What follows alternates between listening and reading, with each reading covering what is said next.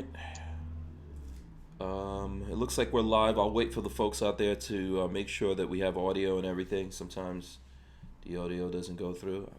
Once someone gives me the go-ahead that we're feeding through, I will start this up here. We have Armslist, Jonathan Gibbon of Armslist, joining us. For anyone out there who's interested, let's see. Okay, looks like we're going through live. All right, let me roll the open for you guys. And welcome boom! back to the Hank Strange Situation. All right. Lifestyles. Make sure you guys subscribe, thumbs up, ring the bell so you can be notified every time we go live. Jonathan, you know this already because you've done it before. Jazz hands, mofo. Jazz hands. Come on. Let's see it. Don't even try to get out. Oh, okay. Well, fine. I understand what that means. We are. What's not into it? Yeah. Just not into jazz. We are live. I hope you guys have, Jonathan, I don't know if you have big girl panties from Armslist with the Armslist on there. If you don't, you might want to, do some of that for merchandising. I hope you guys have your big girl panties on. This is episode 504 of the Who Moved My Freedom podcast. Tonight, my special guest is this gentleman. Oh, he didn't mute his stuff over there. It's fixed. Jonathan Gibbon. Armslist, right? I got that right. I didn't mess anything up. Yeah, there you go. He's joining us. We're gonna have this conversation about social media, the discrimination that's going on social media right now. All the pro 2A guys that are being deplatformed and suppressed on all different kinds of social media. You know this uniquely because Armslist is one, I think, it's up there, at least top 5, right, of platforms altogether in the gun world, I would think. I don't know the exact number of traffic, but we're definitely one of the most visible ones and one of the most ones that gets the most hate from the gun grabbers. Yes, exactly. You guys have had to go to court, do all kinds of stuff. How far up in courts did you go? Did you get up to the Supreme Court? Did you have to go that far yet? Oh, see? Yep. Yeah, so if you guys aren't aware of that, we have the owner of Armslist joining us, right? Are you the only owner? Do you have partners? I'm the majority owner. Okay, all right. So there you go. The man, the myth, the legend. Jonathan's here. He's joining us. He's been on before, but tonight we were saying let's talk specifically about what's happening with the platforms. Stuff has happened to us. Most recently, Facebook has completely deleted our fan page. We've been fighting for over a week to get it back. Doesn't look good. Doesn't look like we're actually going to get it back, but we're still fighting. You've gone through, before it happened to us, that happened to you, right?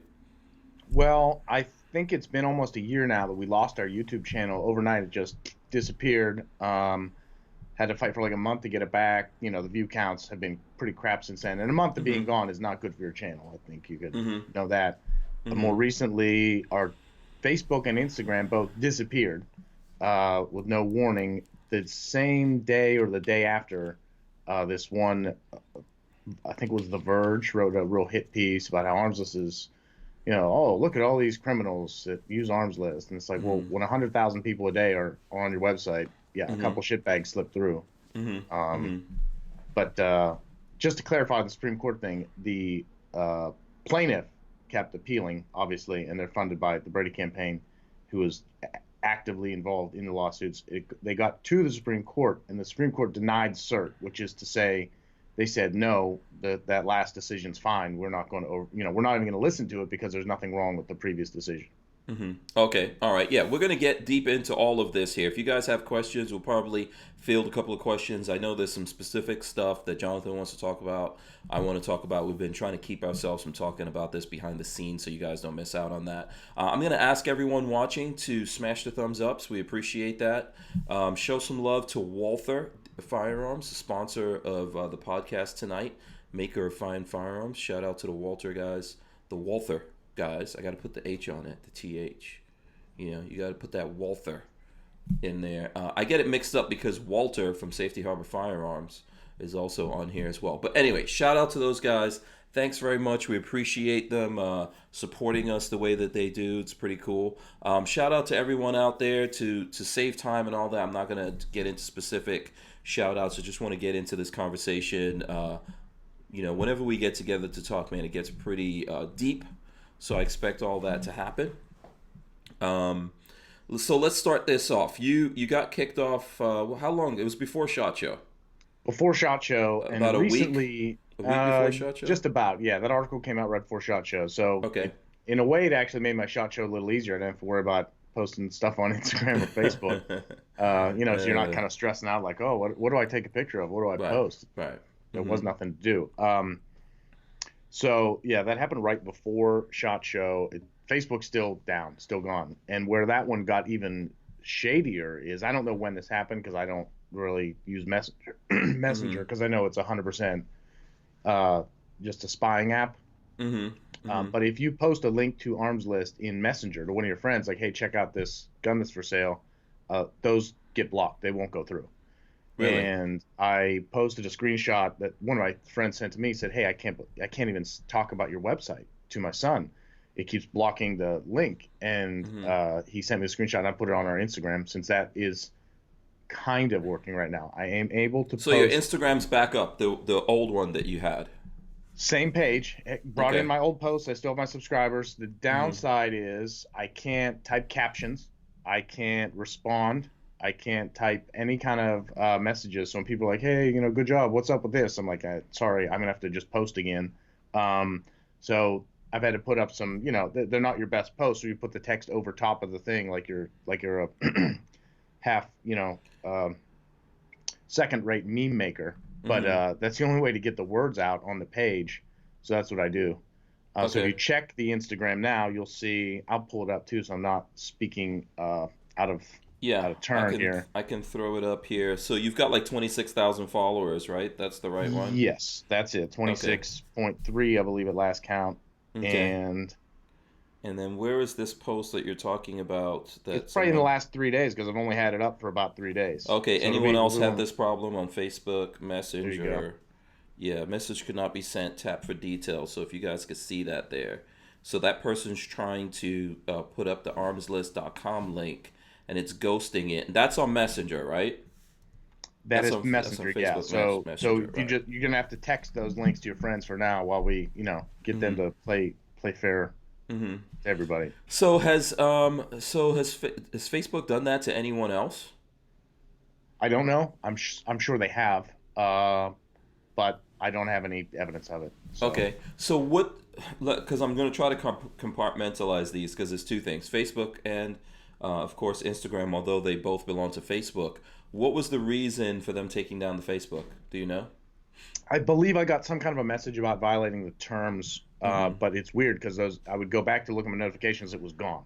Okay. So I don't have any permanent messages about that at all. And then it got worse the other day. Yesterday, we're working. All of a sudden, me and a couple other people who managed the page got these notifications that they took down this other page I run called Torque List, which is a car page. Out of the blue on the Facebook. Same reason. Yeah, okay. Even though it's just car stuff, we don't ever do anything to do with guns, and it clearly. Oh, I forgot this. I got a 30-day personal ban right before they disappeared the Armslist Facebook page, and I'm still on a 30-day personal ban, so I can't even fill out the forms to appeal it. Yeah, and we're not the only ones going through this. I think there's lots of people going through this right now on Facebook. I know that I don't even have access to the podcast Facebook page. I don't have access to my car Facebook thing, which is called Stranger Palooza, because that's what the YouTube channel is called, right? I don't even have access to that since they deleted the page. Lola and Babyface did have access, but now they don't. They put Babyface on a ban, and then they put Lola on a ban after that. There's a lot of stuff like that going on. So I think right now there's some kind of purge or whatever you want to call it going through Facebook.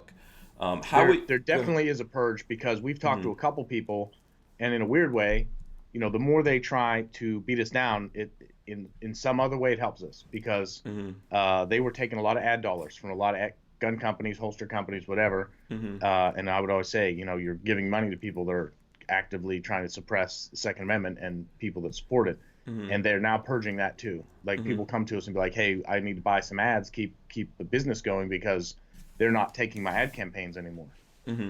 Yeah. There's a lot that forces them to buy from Second Amendment people. Right. There's a lot going on. Before I get into that, okay, so with Facebook, how'd you get it back up? Oh, you don't have it back up, No, actually. No, no. you don't have it back up. Instagram, I just kept trying to log in and trying to log in, and you hit the button that says this is a mistake, and one day I got in and I was like, whoa, I'm in. And then I typed a picture of George Costanza saying, we're back, baby, because he did that in some episode, I forget what. And I typed this whole long thing, and I hate Instagram personally because you have to do everything on your phone. It's annoying. Okay. When you run a business, you spend much time at your desktop. But I typed this long thing explaining, hey, we don't know what happened. We're back, blah, blah, blah. And it came up with none of the text, the whole paragraph. So I went into edit and type it again. And it said that comment you typed cannot be posted, something, something, something. So I was like, forget that. I'm not going to waste my time. You're kind of back on Instagram with a glitch. Did you try to talk to anyone? Did you, was there anyone advocating on your behalf? I mean, I don't know if you have any better luck than I do, but when I reach out to YouTube, Instagram, Facebook, I get nothing back. I fill out all the forms, ask the questions. It's almost impossible to get a phone number at either one of those places. Yeah. I think it's pretty much the same thing for us. Usually what we try to do, if we can, is have maybe some third parties reach out to them. So we've got different people that are... So, for example, there's different folks trying to talk to Facebook. We haven't had any kind of luck with that. I know with our Facebook page, they were saying that we were trying to sell guns. We don't sell guns on social media at all. Neither do I. We do share deals and things like that. If some company that's up there has a deal or something like, oh, these guys have a good deal or that thing going on, which to my knowledge is not against their terms of service. But, whoever's looking at these things can interpret whatever rules they have however they want to. And there's a lot of weird things. While my page was down, I got about 20, what is it called? When you get a copyright strike, I got about 20 of those copyright strikes from a company. I saw that post you posted. They just came in like just a bunch of them all at once, and they're bullshit because you use your own music. Yeah, I do. And then I found out that company basically had some kind of glitch in their software that goes out there and hits everyone. So what that company is, they're a company that they allow people to use the music as long as you're signed up. But if you're not signed up anymore, now you've lost your rights to use the music. That's why I don't do that. That's why I make my own stuff. Well, why were they hitting you? Are they just essentially copyright trolls? Yeah, basically they have some kind of software set up to just go out and hit everyone, and it just hit me for whatever reason. Doesn't it still doesn't make any kind of sense to me why it would hit me, because I'm not signed up for that company. I don't use their stuff. I make all my own stuff. The music that I use is really old. Lola's always like, oh, when are you going to make new music? And one, I'm busy. But two, I always tell her, well, I could always go back and prove that I was using that track in 2013. So that's the reason why I'm hesitant to put up new stuff. Obviously, I use samples, but I buy samples. So every time I buy them, they're cleared. Yeah, but in the meantime, when you're trying to prove it, they've already demonetized you, given you a strike, given you whatever else. It's like you're guilty until proven innocent in their system. And that's how all of the social media is right now. Yeah, and I think there's definitely something happening right now. Guns and Gear said that Mrs. Guns and Gear Facebook page taken down, can't get it back. He's also been put on a 30-day or some whatever that is kind of thing. There's lots of stuff going on right now. It's interesting. Okay, so the Instagram is back, but you didn't do anything specific to get it back. Did they send you any email about it coming back? No, nothing. So what somebody told me is keep hitting the same button, because that puts a message in their system, and someone different probably sees it every time because they have a pretty big team. So by that was how they got their page back. They said, I just kept trying to log in, do it, and eventually get someone that is either sympathetic to the Second Amendment or just at least not hostile to it, and they will give you your channel back or your Instagram page. Okay. Yeah. That's interesting. So you're on some kind of next level shadow ban that I've never seen anyone, because I know on Instagram shadow bans people without a doubt. Oh goodness, yeah. Yeah. So you're on another level of that because you have your page back. You could post things there. You can't really respond to people. You can't type. I can like their comment and I can post an image, and that's it. Yeah, so it's really weird what's happening. And then you said you also, this happened to you on YouTube, I think 2.5 years ago, or Yeah, we 3 years managed to ago? get that back, but it was a Mm-hmm. long process, and I don't want to say the YouTube channel is useless or anything like that Mm-hmm. because I'm not really a YouTube. We just are a website that has a YouTube, so we're a Mm-hmm. lot different than guys that their main role is being a YouTube personality. But it Mm-hmm. certainly has not helped. The performance has gone down, interest levels Mm-hmm. gone down. Mm-hmm. You get Yeah. less views when you post stuff, Right. Yeah. even less than before. Right. So I feel like 3 years ago, I think it was, we got our YouTube page deleted, and we got that page back. Because of everything happening, we started this separate page for the podcast, because the podcast was one of the things. I guess YouTube has a 3 strikes. We got a strike with the podcast where they actually pulled us off air while we were live on air. What was the strike? We were talking about, if you remember back when Trump made the shithole comment. Remember that? That was Yeah, great. we were having a discussion about that, and I don't know whether or not we got reported or whatever it was, but yeah, we got pulled off while we were live on air. We got a strike, and then I had no access to that video. Then about 2 weeks later, I woke up in the morning with other content creators, sending me messages that YouTube was going around and giving people strikes for any videos that had to do with bullpups. And I have a lot of bullpups, and I have a lot of bullpup videos. So before I can even do anything, I saw strikes going through, and so we hit like 3 strikes. They pulled the page down, and so we fought that, and we eventually got everything back, even the shithole video that I had no access to. And they So it's removed just those. hugely inconsistent, and Yeah. it's totally selective enforcement of these rules. And Right. first of all, the rules don't even make sense. Like just because some person inside YouTube was like, "Yeah, I don't like bullpups. We're gonna go give strikes to people with bullpup videos." Yeah, there's things like that happens. I mean, now at this point, even though I've got both YouTube channels up and going, I'm pretty sure that there's. So first of all, right now, if you don't ring the bell for someone, when that person puts up videos, you're not going to get notified. So that's why you'll see everyone saying, "Hey, ring the bell." It's totally annoying. I hate saying it myself.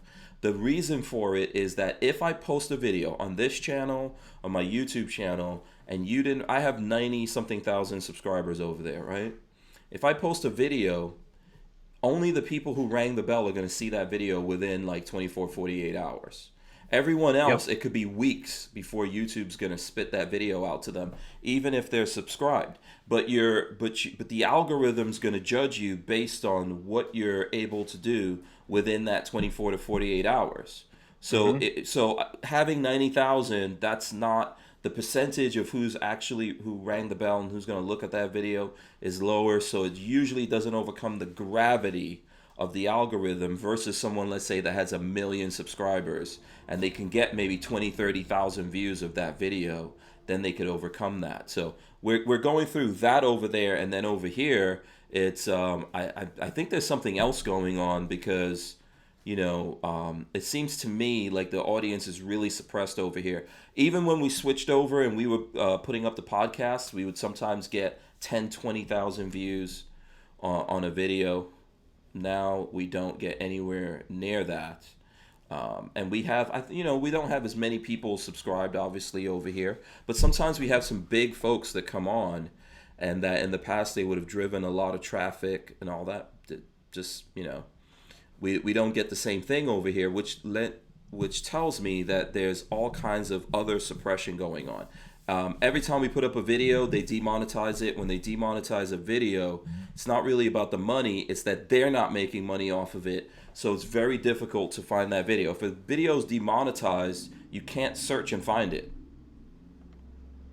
Well, you mentioned demonetization. The interesting thing about that is our YouTube was fully demonetized for a while after we got it back, and it was kind of like you get a bunch of messages. Some of them were about music that was totally not from anyone that had any rights to it, because the only ones I'll ever use are ones that are free for whatever you want to use, like either from YouTube or some other provider. No license, no attribution required. And they would get hit, and I was like, what the hell? So right after that, fully demonetized. Then I got that back.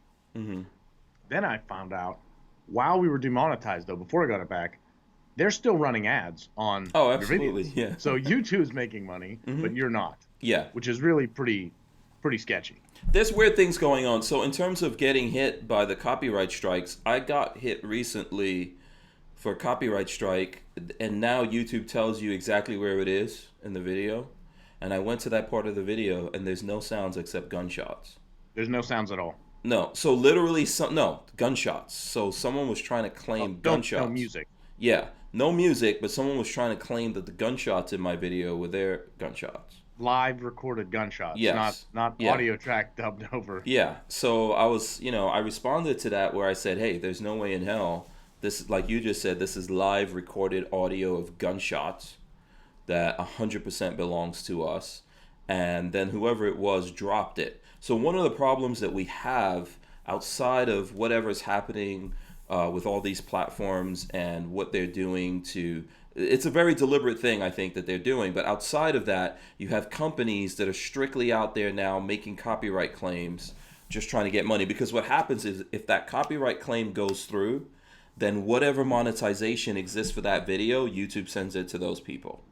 Yeah, it's really just death by 1,000 cuts, even if they are completely unjust. Yeah, and they're abusing their own rules to do it. They don't care. Yeah.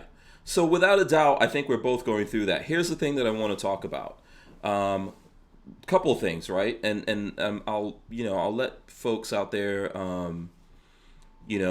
ask us questions if they want to, but I think we could probably easily get into a lot of things and maybe answer their questions. One, why is this happening? Two, is it legal? Is it fair? And three, what should we do about it? Because we could spend a lot of time going, hey, this is horrible. It's not legal. It's not fair. But what should we do about what's happening? So where do you think all this stuff's happening right now? Why? Because there's people that despise the Second Amendment because they either despise liberty or they don't understand it. Mm-hmm. Okay. That's why. Okay, I think I would agree with that. I would say on top of that, what's happening is that the people who own these platforms or who control the platforms or who are even working there, a lot of times the people all the way on the top, they might put out policies, right? But then the people below them and below those people are the ones who are abusing these policies because of their own feelings. Let me dive into that a little bit while we're on the subject, because most of this stuff, and I'm going to lay out a whole bunch of constitutional law tonight. So if you're easily bored, you might get a little bored, but this is important stuff. If there's a large company and the people at the top have no knowledge that some low-level hiring manager is a racist, and he's not hiring people on the basis of race, it's still wrong. The company is still the one that wronged that person. I mean, the individual wronged them as well, but the individual did it on behalf of the company. Right. It doesn't. You're saying it doesn't indemnify the company from not that. In the least. Right. Not in the least. And then we'll go. Just this. Most of this goes back to a case from 1946. Okay. It was called Marsh v. Alabama. It turned out some of these sidewalks that were used, the people in the town, were owned by a private company. Okay. And something to do with picketing or passing out religious materials. I don't remember the specific details, but the outcome of the case was very specific, and they said that because it was part of the public space that was commonly used, that you get the same restrictions applied to you that the government does, generally speaking. So the private land side violated the First Amendment when they prevented the distribution of religious materials. There you go. I wrote it down. So it violated both the First and the 14th Amendment. Okay. And what we're seeing here isn't really that much different, right? This is the public space. This is where people get together. And, if it was a different group that was more well-loved by the left or the SJ people or anything else, this would be on the radar. They would be working to fix it. But because they have a common dislike of people like you and me that not only like the Second Amendment and enjoy guns on our own time, but we actually actively put out messages that are supportive of the Second Amendment and other supporters. So that's what's happening here, and that's why we're getting no attention, because the people have a pretty well shared political view. They may not agree on everything, but they all hate us. So basically what you're saying here is that this is discrimination, plain and simple. It's happened in the past. We've had lots. Yeah, we've dealt with that in America in the past. but people aren't dealing with it today because, this doesn't seem like a sexy, exciting version of discrimination. If it was discrimination because of someone of their gender choice, or it could be race, or the left is something very else much like in that. touch with some of those other issues, unlike the Second Amendment. Right. If it was a certain religion, I don't think they're really worried about every religion out there, but certain religions, they don't. If you go after that, then they're like, hey, someone's got to step in here and do something about it. But and I think the reason why this comes up is or why you're making this point, is a lot of people, even in the gun community, when we have these conversations, they go, what do you guys want? These are private companies. They could do whatever they want to do, right? And that's false. We say it. We say it sometimes. I've said it. Yeah. Mm-hmm. Yeah, but you're wrong, because private companies. Let me give you a good case here. In 1964, Congress passed the Civil Rights Act. And there was a guy running a motel, I believe, Heart of Atlanta Motel, Inc. versus United States. He said, you don't have the authority to pass a law that forces me to let black people stay in my property, my business. And they said... This was in what, 48, you said? 64. It was a little 64, after that. okay. All right. Marshville, Alabama, the privately owned sidewalks with the religious materials was 46. Oh, okay. So this happens in 64, right after they passed the act. Basically, the guy was still being a racist and not letting black people stay. Right, so he owned a hotel. Anyone could come to this a motel. Anyone could come to this motel except black people. Except, you can't come. So someone challenged. No, he challenged the Civil Rights Act. Okay. So it's a little unique that way. It wasn't someone that actually got discriminated against. He was literally saying, you can't make me do this. Yeah, that's an unjust law of trying to force me. They held in 64. So, I mean, this is 50, 60, going on 70 years ago. Yeah. This is basically in our parents' time.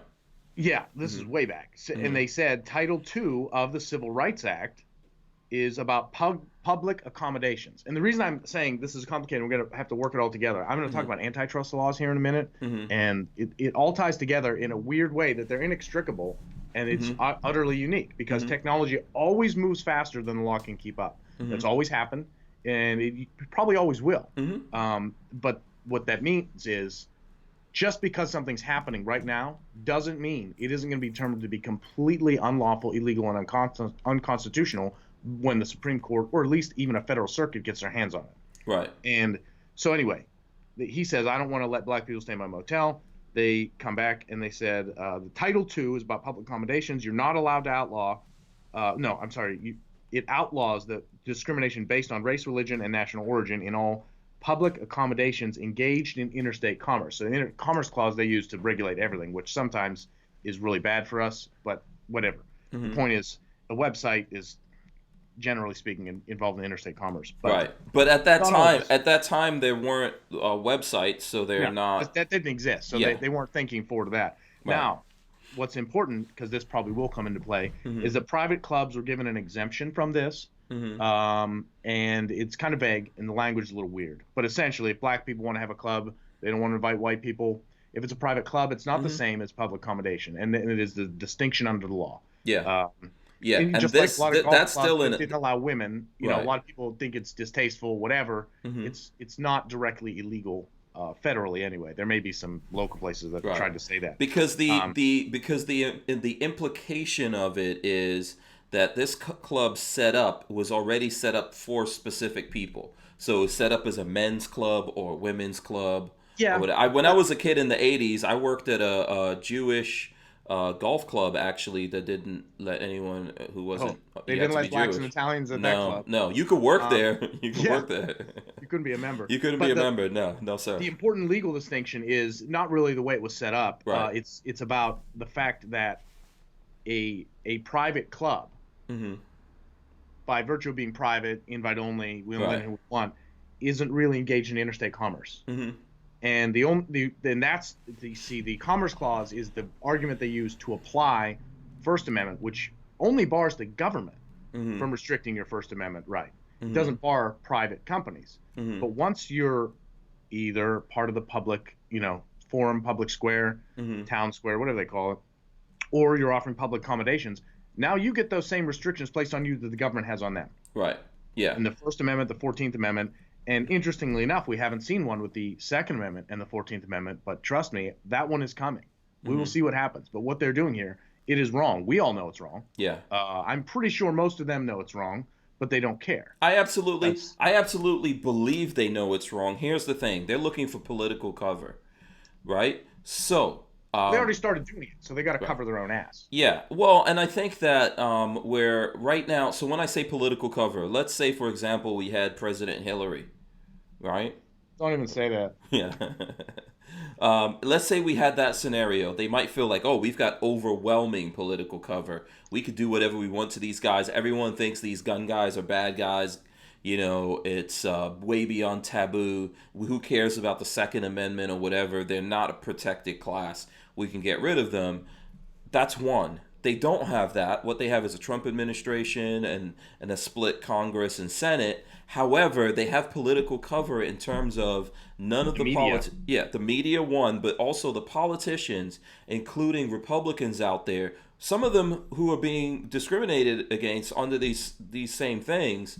No one is mad enough to get up and say, what the hell's going on here? Well, and that's happening? Changing. I don't know if you follow Don Jr. on Instagram, but he talks about being shadow banned all the time. Mm-hmm.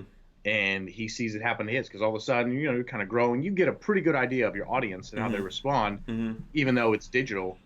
You see a severe drop in the numbers and you go, what did just all of my greater than half of my fans just not go on Instagram today? Because that doesn't make any sense. So he posts about it all the time. Yeah. So I think what happened is, like a lot of things, they've gone too far, and now there has to be a correction. There will be. And let me debunk a couple of the common arguments we always hear from gun people is, and I'm not saying don't do this, right? Don't use a separate platform to upload your videos. That's fine. You're not doing anything wrong. But that doesn't make what they're doing okay. Because I'm going to weave another one in here. Brown versus the Board of Education was 1954, where they desegregated the schools because they said, before that, they said we have separate schools. They're separate, but they're equal. And they said, no, separate is inherently not equal. That is a fact. So this ties us in. Now, they were talking about government-run schools, right? So this hasn't been applied to internets that are the public square yet, but it's coming. It will happen. It's a matter of time. It'll probably move a little faster than it did back then. So they had segregated schools for a long time. I don't know the exact number of time, how long that happened. But then Brown versus Board of Education said, no, you can't do that. So it was in 1953, it was the law that if you're black, you had to go to your school, and if you're white, you went to your school. Wasn't right. Right. It was illegal at the time. The courts just hadn't caught up to it yet. Okay. So that's where we're living right now. And I'm going to roll in another one. So sometimes what they'll say is, oh, Title II of the Civil Rights Act doesn't apply to you because it only says you can't discriminate based on race, religion, or national origin, right? They're discriminating you based on the fact that you put up gun stuff. Well, here's a big difference. The Second Amendment is stronger legally as an argument for protection than protected class. They had to create the protected class in 1964 in the Civil Rights Act because there was nothing explicitly written in the Constitution that described what they were doing wrong. Well, guess what? The Second Amendment is explicit. Yeah, it says shall not. Yeah, it says shall not be infringed. And infringement is not just a law banning it. An infringement is when they say you can't talk about this thing that's protected by the Constitution. It's a clear violation. There's no question about it. Yeah. I mean, how the courts actually write it, or if Congress fixes it, don't hold your breath on that, is a question that is yet to be answered. But trust me, this stuff is totally wrong. They are violating our constitutional rights every day. So a couple of things going on here. Someone was asking, I'm not sure in the chat who it is at this point because it's scrolling through. Is there a specific contract that we sign? Obviously we make agreements in regards to the content that we're putting up there, right? Is there a contract that we sign where we're agreeing that they could do whatever they want? They could, that they can discriminate and they could say, hey, we don't like this, argument, you can't do but this. But it doesn't hold any water, right? Right. Like if the motel says, well, just sign this contract and now I'm not going to let black people in my motel. Right. That's still illegal. Yeah. So if your justification is that, oh, no, our terms of use say that, we'll discriminate in this fashion. We see it all the time. we've seen it with racial discrimination a lot, and those will probably be our strongest cases for showing what's happening. Is that you say, well, we didn't have any policies that were against hiring, black people. We just never did it ever. Even when like 10 guys interviewed that all had strong resumes. So, that I don't think really is happening very much anymore, because who would be that dumb to not hire good candidates in this day and age? Right. So do you think that is what you're saying here is we should sue? We should get together, maybe have a lot of us should be action. suing them every day. Okay. Yeah. So like people have sued Twitter. They have been the best out of all the platforms by far. Their deplatforming and whatnot has not been as bad. Their shadow banning hasn't been as bad. They're the strongest free speech platform of the major socials. Okay. Without question. So what's the reason that we're not getting together and suing these platforms for basically telling, like, so for example, why can I or anyone else out there not share a deal? Like if I saw a deal on a car and I was like, oh my God, they're selling Toyota Corollas really cheap right now. I could throw that up there all I want all day, but how come I can't do that? How come a manufacturer or someone like yourself can't say, hey, we've got Armslist or we sell these guns? So let me outline another major distinction legally. So the reason they were able to apply, and this happened to a lot of places that serve food too, not just motels, but it was all the same basic justification, is that you can't not serve black people in your diner because that's extremely racist, and it violates the Civil Rights Act. That's made and done law. Now, a black person can't walk in and say, I want to buy a chainsaw. Why won't you sell me a chainsaw? Is it because I'm black? Well, they don't sell chainsaws. They're a diner. So, that you're not violating the rights there. So you have to look at the type of the business to understand how it interacts with all these other things. If your business model is sign up for this free account and share information with people, pictures, videos, whatever.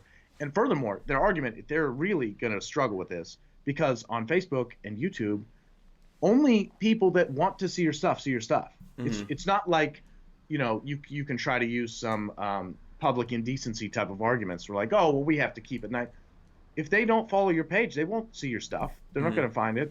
I mean, you could. It's still publicly visible, but they're not going to see it if they just unfollow your page. Right. So that makes them look even worse. Okay. But anyway, so that is their business model is come here and upload pictures and videos and whatever, talk to people. Yeah, where their business model is, like you're saying, we're the town square. Yeah. This is where you come here to talk and interact. Yeah, everyone gets to talk about who they are, what they are. Like YouTube, for example, says they want to encourage communities. They want to encourage, they want to encourage people to talk about cars, about music, about this thing or that thing. Okay. Oh, we don't like it when you talk about this. Let me make another legal distinction that, trust me, this will happen too. Hate speech is fake news. It's 100% fake news. The courts will uphold that. And I can give you the case. In 1975. No. Darn it. Maybe it was 71. Whatever. Look it up for yourself if you want to know the year. Cohen versus California. Dude was wearing a shirt in the courthouse that said, fuck the draft. And they said, you can't wear that in here. Turns out the Supreme Court disagreed. They said that's his speech. It is free speech. It's not hurting anyone. Because the only real types of speech that get any restriction when you actually get in front of a real court and a real judge are inciting violence and what are called fighting words. There aren't really any other restrictions. The Dems always love to say, well, we just need reasonable restrictions of the Second Amendment. You can't yell fire in a crowded room. Well, yeah, assault's illegal, murder's illegal. Trust me, we have way more restrictions than yelling fire in a crowded room. So the speech protections are extremely high, and they haven't yet been applied to social, and it hasn't been yet figured out how to protect people based on just because their viewpoint's different than your own. Okay. Anyway, that's another important distinction. Okay, let me get... Hate speech will turn out to be fake news. The courts will strike that down eventually in a while. And I got to mention one more. So going back to the Brown versus Board of Education separate equal thing, it's one thing to say separate but equal. Well, not really separate equal, but you have other ways to accomplish what you need to do, right? They can say if a guy just won't sell you a car, well, you can just go buy another car. That's not a big deal. He doesn't have to sell you that car. But when there are no other places like Facebook or YouTube. Mm-hmm. It doesn't exist. Mm-hmm. They clearly have a monopoly on that market. Right. So and they haven't enforced any antitrust laws. That is illegal too under the antitrust laws to be a monopoly. And they say, well, we're not stopping anyone from. Well, the phone companies weren't stopping other people from starting phone companies when the bulk of the antitrust cases happened. It's been almost 100. It's a long time ago, but it still happened. So, some of these federal judges probably have no idea what's been going on with us, and they can't do anything about it until we get in front of them. Okay. And Congress obviously is useless. So the only way we get these wrongs righted is the same way that in the past, people that have been treated unfairly on the basis of their skin color. Those are our strongest advocates in this. You're saying ultimately you have to take it to the courts. So now here's the thing that even I say this, and let's have this discussion whether or not it's right or wrong. The government basically gave these social media platforms a while ago immunity. Oh, Communications Decency Act, Section 230. So what's the deal with that? Do they have immunity against this? That's the same section that protects us from bullshit lawsuits. So I know all about Section 230. What it's like. And let me tell you, before I get into that, there are a couple things they use, this public utility thing, or are you a platform, are you this? That's all red herrings they're using to get us off the mark. Okay. If you are a website, I believe they use some phrase like provider of interactive services. Read the text of Section 230 of the Communications Decency Act when you get a minute. It's worth a read. And they have taken out some of the other protections. But the main one that they have not messed with at all is that said, you as the provider of an interactive service cannot be held liable or be determined to be the speaker, the actual publisher of other information by someone else, which is how all these websites work, which in America, it would shut down the internet overnight if they did that, because all someone has to do is go on Twitter and say something derogatory about someone else, and they say, oh, Twitter said something derogatory. Yeah, shut it down. No, Twitter didn't say it, the user did. Right. So, and that protection is important, and it's a good one. Okay. But it doesn't mean they can do whatever they want. What it means is when someone else is using the service, they can't be held liable for what someone else said just because they were using their service. Okay. So, all right, good point.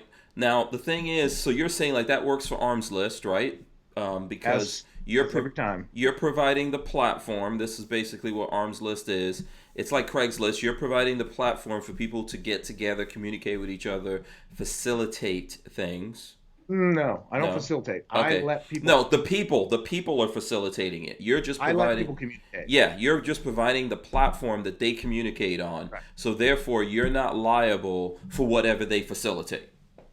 Whatever consenting adults are doing, and we have plenty of warnings telling people not to break the law. And we keep the ATF number really handy on there, so people. I mean, we want people to narc on actual criminals. Right. Okay. We don't want criminals in our crew. It's like they're always saying, oh, the NRA wants criminals to have guns. No, that couldn't be further from the truth. Yeah. So now let's compare that to what's happening with, let's say, Facebook, YouTube, etc. Right. The biggest reason that they put forward why they're doing these things, right, is to keep the internet safe. Oh, we don't want you to show people how to use a gun. We don't want you to show people how to make this gun, how to make a suppressor, how to do this, how to do that. Why? Why are they saying that when they have that protection? So let's say, I'm not saying what we're doing is wrong. As a matter of fact, I think completely the opposite, right? I think their hostility to the right to keep and bear arms is pretty well documented. Right, yeah. But what I'm saying to you is when we have this conversation with them, like I've had conversations with these people. I'll give you an example. So right now, going live on YouTube specifically, YouTube created a policy, when you're live, you can't hold a gun. So you cannot pick up a gun. There could be a gun in the background. Can I have it mounted on the wall behind me? Yes. You can have it on the wall. You can't, you can have it on the table. You can't pick it up. I could show a video of it. I could show pictures or whatever, but I can't handle a gun. If I handle a gun, they're gonna pull it live. Why? So now, before they did this, they had a conversation with me specifically, right? They reached out to me via email. They're like, hey, we want to talk to you about something that we're gonna do. And then I had to make all these agreements, NDAs and stuff like that to not talk about it. You have people at YouTube that actually talk to you? Yeah, YouTube talked to me about this. My rep surprisingly. ghosted me after like 2 emails. It's so the reason why now they spoke to bigger channels than myself.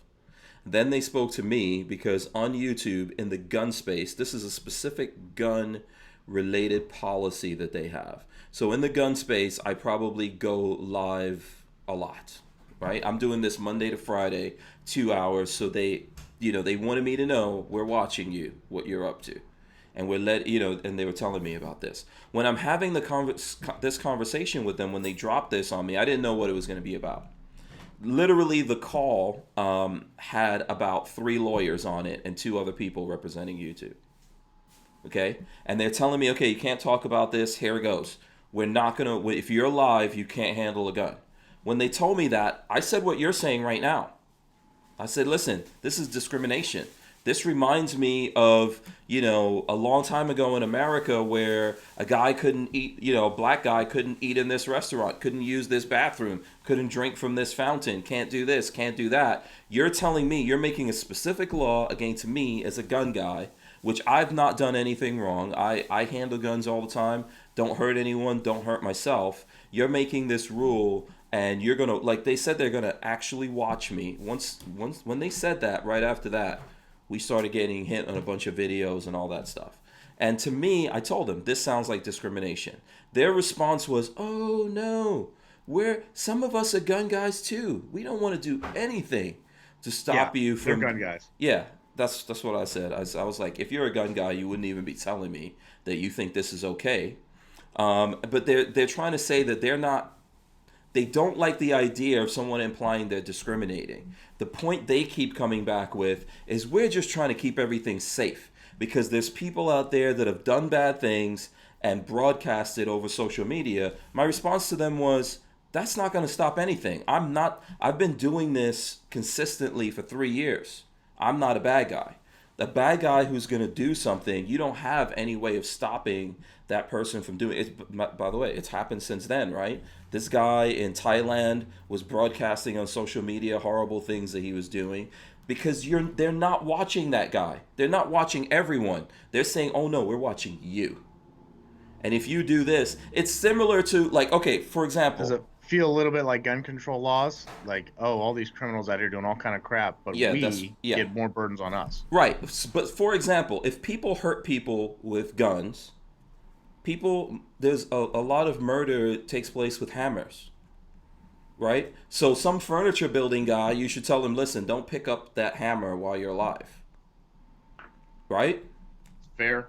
A lot of people get hurt with cars. So some car guy, you should tell him, you know what? You can't drive that car while you're alive. But if you tell me as a gun guy, something that's protected by the Constitution, something that you clearly know I'm doing safely, and I haven't done anything wrong, that you can't do this anymore. That comes down like discrimination. How do they get away with one saying that it's not discrimination? And what can we do about it? Okay. Yeah, what can we do about it? First, document all these things, like a lot. Overwhelm their system with complaints about every time this happens. Not just you, not just me, everybody that tries to send a message about any website. But right now, the only I can tell you, go in Messenger, try to send your friend a link to armslist.com, because guess what? We have 1,000 FFLs that use our website to list their inventory. That is exactly what is supposed to be done, even according to their overly restrictive rules. Right, and other companies are able to communicate with their customers through the site. Yeah, right. Yeah. So definitely do that. Now, in terms of how are they getting away with it, you remember the decision Heller versus DC a little over 10 years ago? I think it was 08. Do you know when they passed the law that got overturned in 08? No. 1975. Okay. Yeah, so it took a long time. So for 33 years, they had an unconstitutional law in Washington, D.C.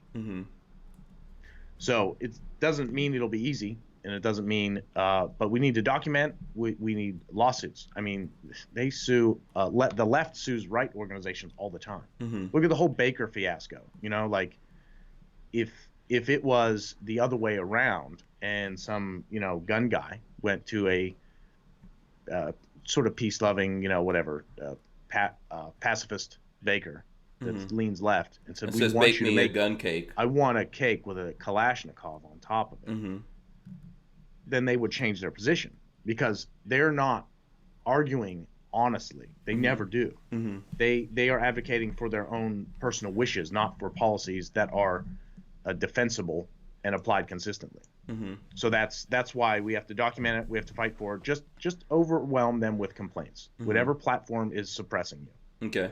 What do you think is the reason that we don't want to go the sue route or the litigation route or getting lawyers and everything? And I'll give you an example. This, by the way, I could tell you something right now. From my observation, the internet is not the first place that gun people or Second Amendment's been discriminated on. Right? You don't. I guess you do see things on radio, but you don't see anything on TV. Right? The Super Bowl refuses to take ads from companies. Even if there's no guns in there, they don't want to take that ad, right? So, well, yeah, I think there's an important distinction. I don't agree with it in that space either. But when you're selling advertisements, there's an exchange of money, and they can choose who they sell to with some restriction, right? Like if you're in the business of selling ads, you don't sell an ad to literally every single person who wants to buy one. We don't. People come to us and we, with this product or whatever, and it just doesn't work. We don't sell them ad space. Okay. But when you're saying we're open to the public to speak your mind, oh wait, you can't speak your mind. That's a pretty big distinction. Not that I'm okay with, the Super Bowl not taking any pro-gun type of messages. But it's not nearly as egregious as this. Okay. So why is it that gun guys at this point haven't come together? There's been lots of people. You've got major companies have been deplatformed. Okay. You've got big content creators, not just small guys like me. Why? This could be soapbox level rant, but you've been in this game for a little while. We've known each other a couple years now.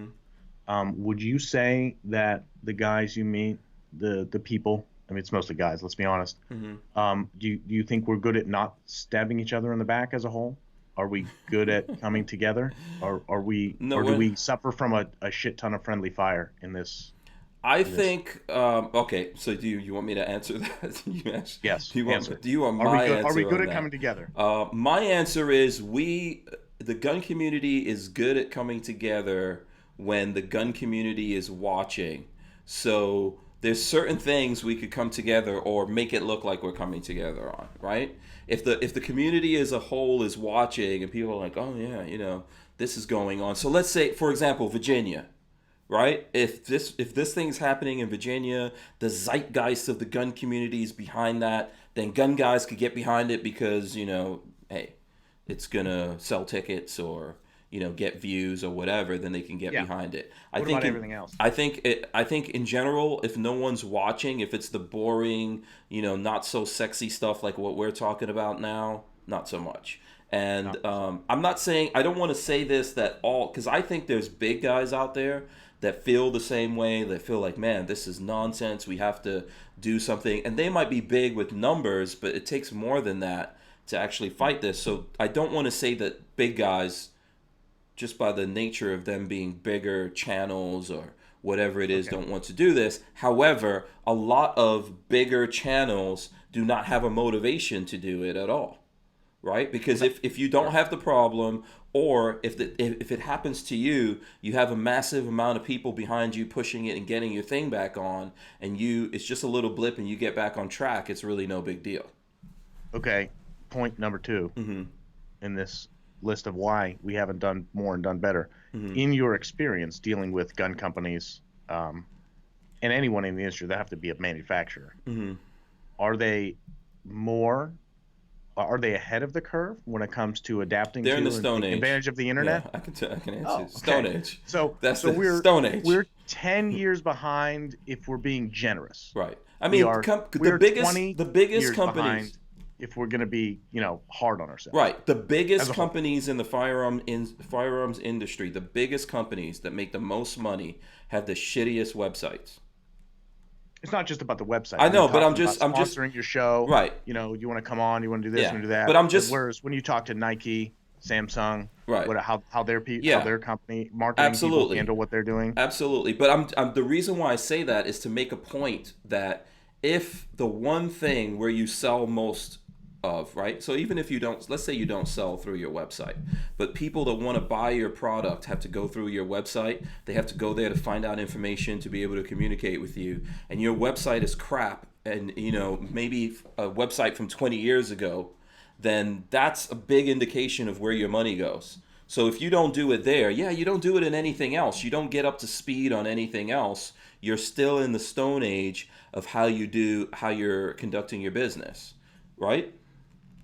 So a lot of those guys are the same thing when it comes to Facebook and stuff like that. They're Oh, they're up on Facebook. They really don't understand it. They don't understand why it's so powerful. they haven't been deplatformed because they don't really use it. Yeah, even if they have been deplatformed, there's a lot of companies that just aren't worried about it. They just don't feel like it matters that much, like it's that important when it's completely. So the way I can explain social media to you very easily, and like you said, other companies, I deal with other companies in different things that I do.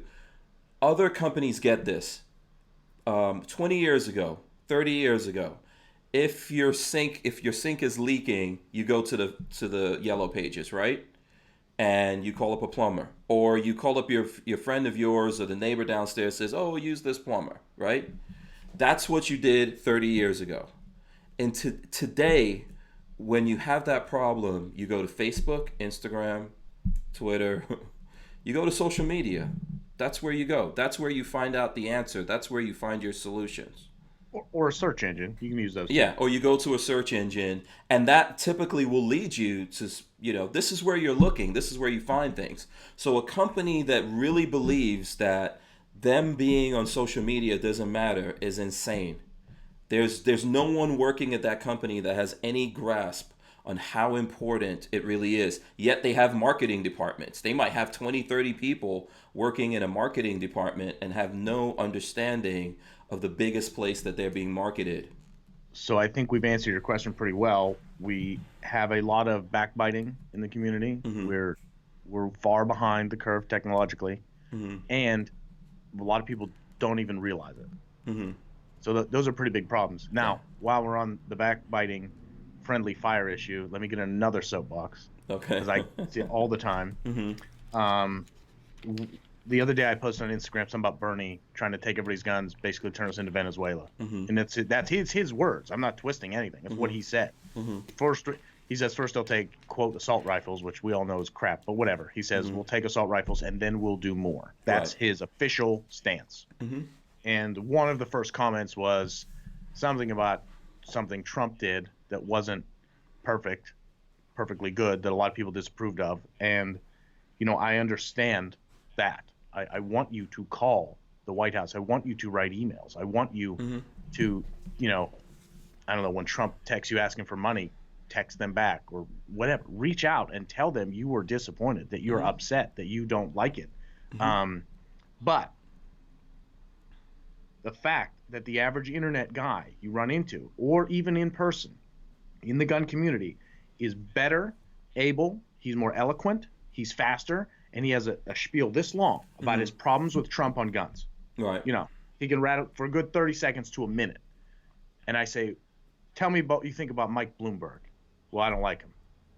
So you're literally better, more sharpened, more professional at attacking your ally who is flawed than your sworn enemy who is spending billions to take your guns. Mm-hmm. That is hugely flawed, and we will fail if we keep doing that. Mm-hmm. That people need to wake up.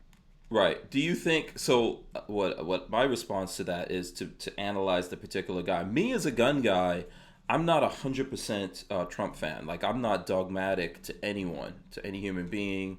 There's very few things that I'm dogmatic to. I'm dogmatic to the Constitution for sure, because I think there's a reason for that, right? We have to have this compass that leads us in a good direction. But politicians, specifically Trump, I'm not dogmatic to.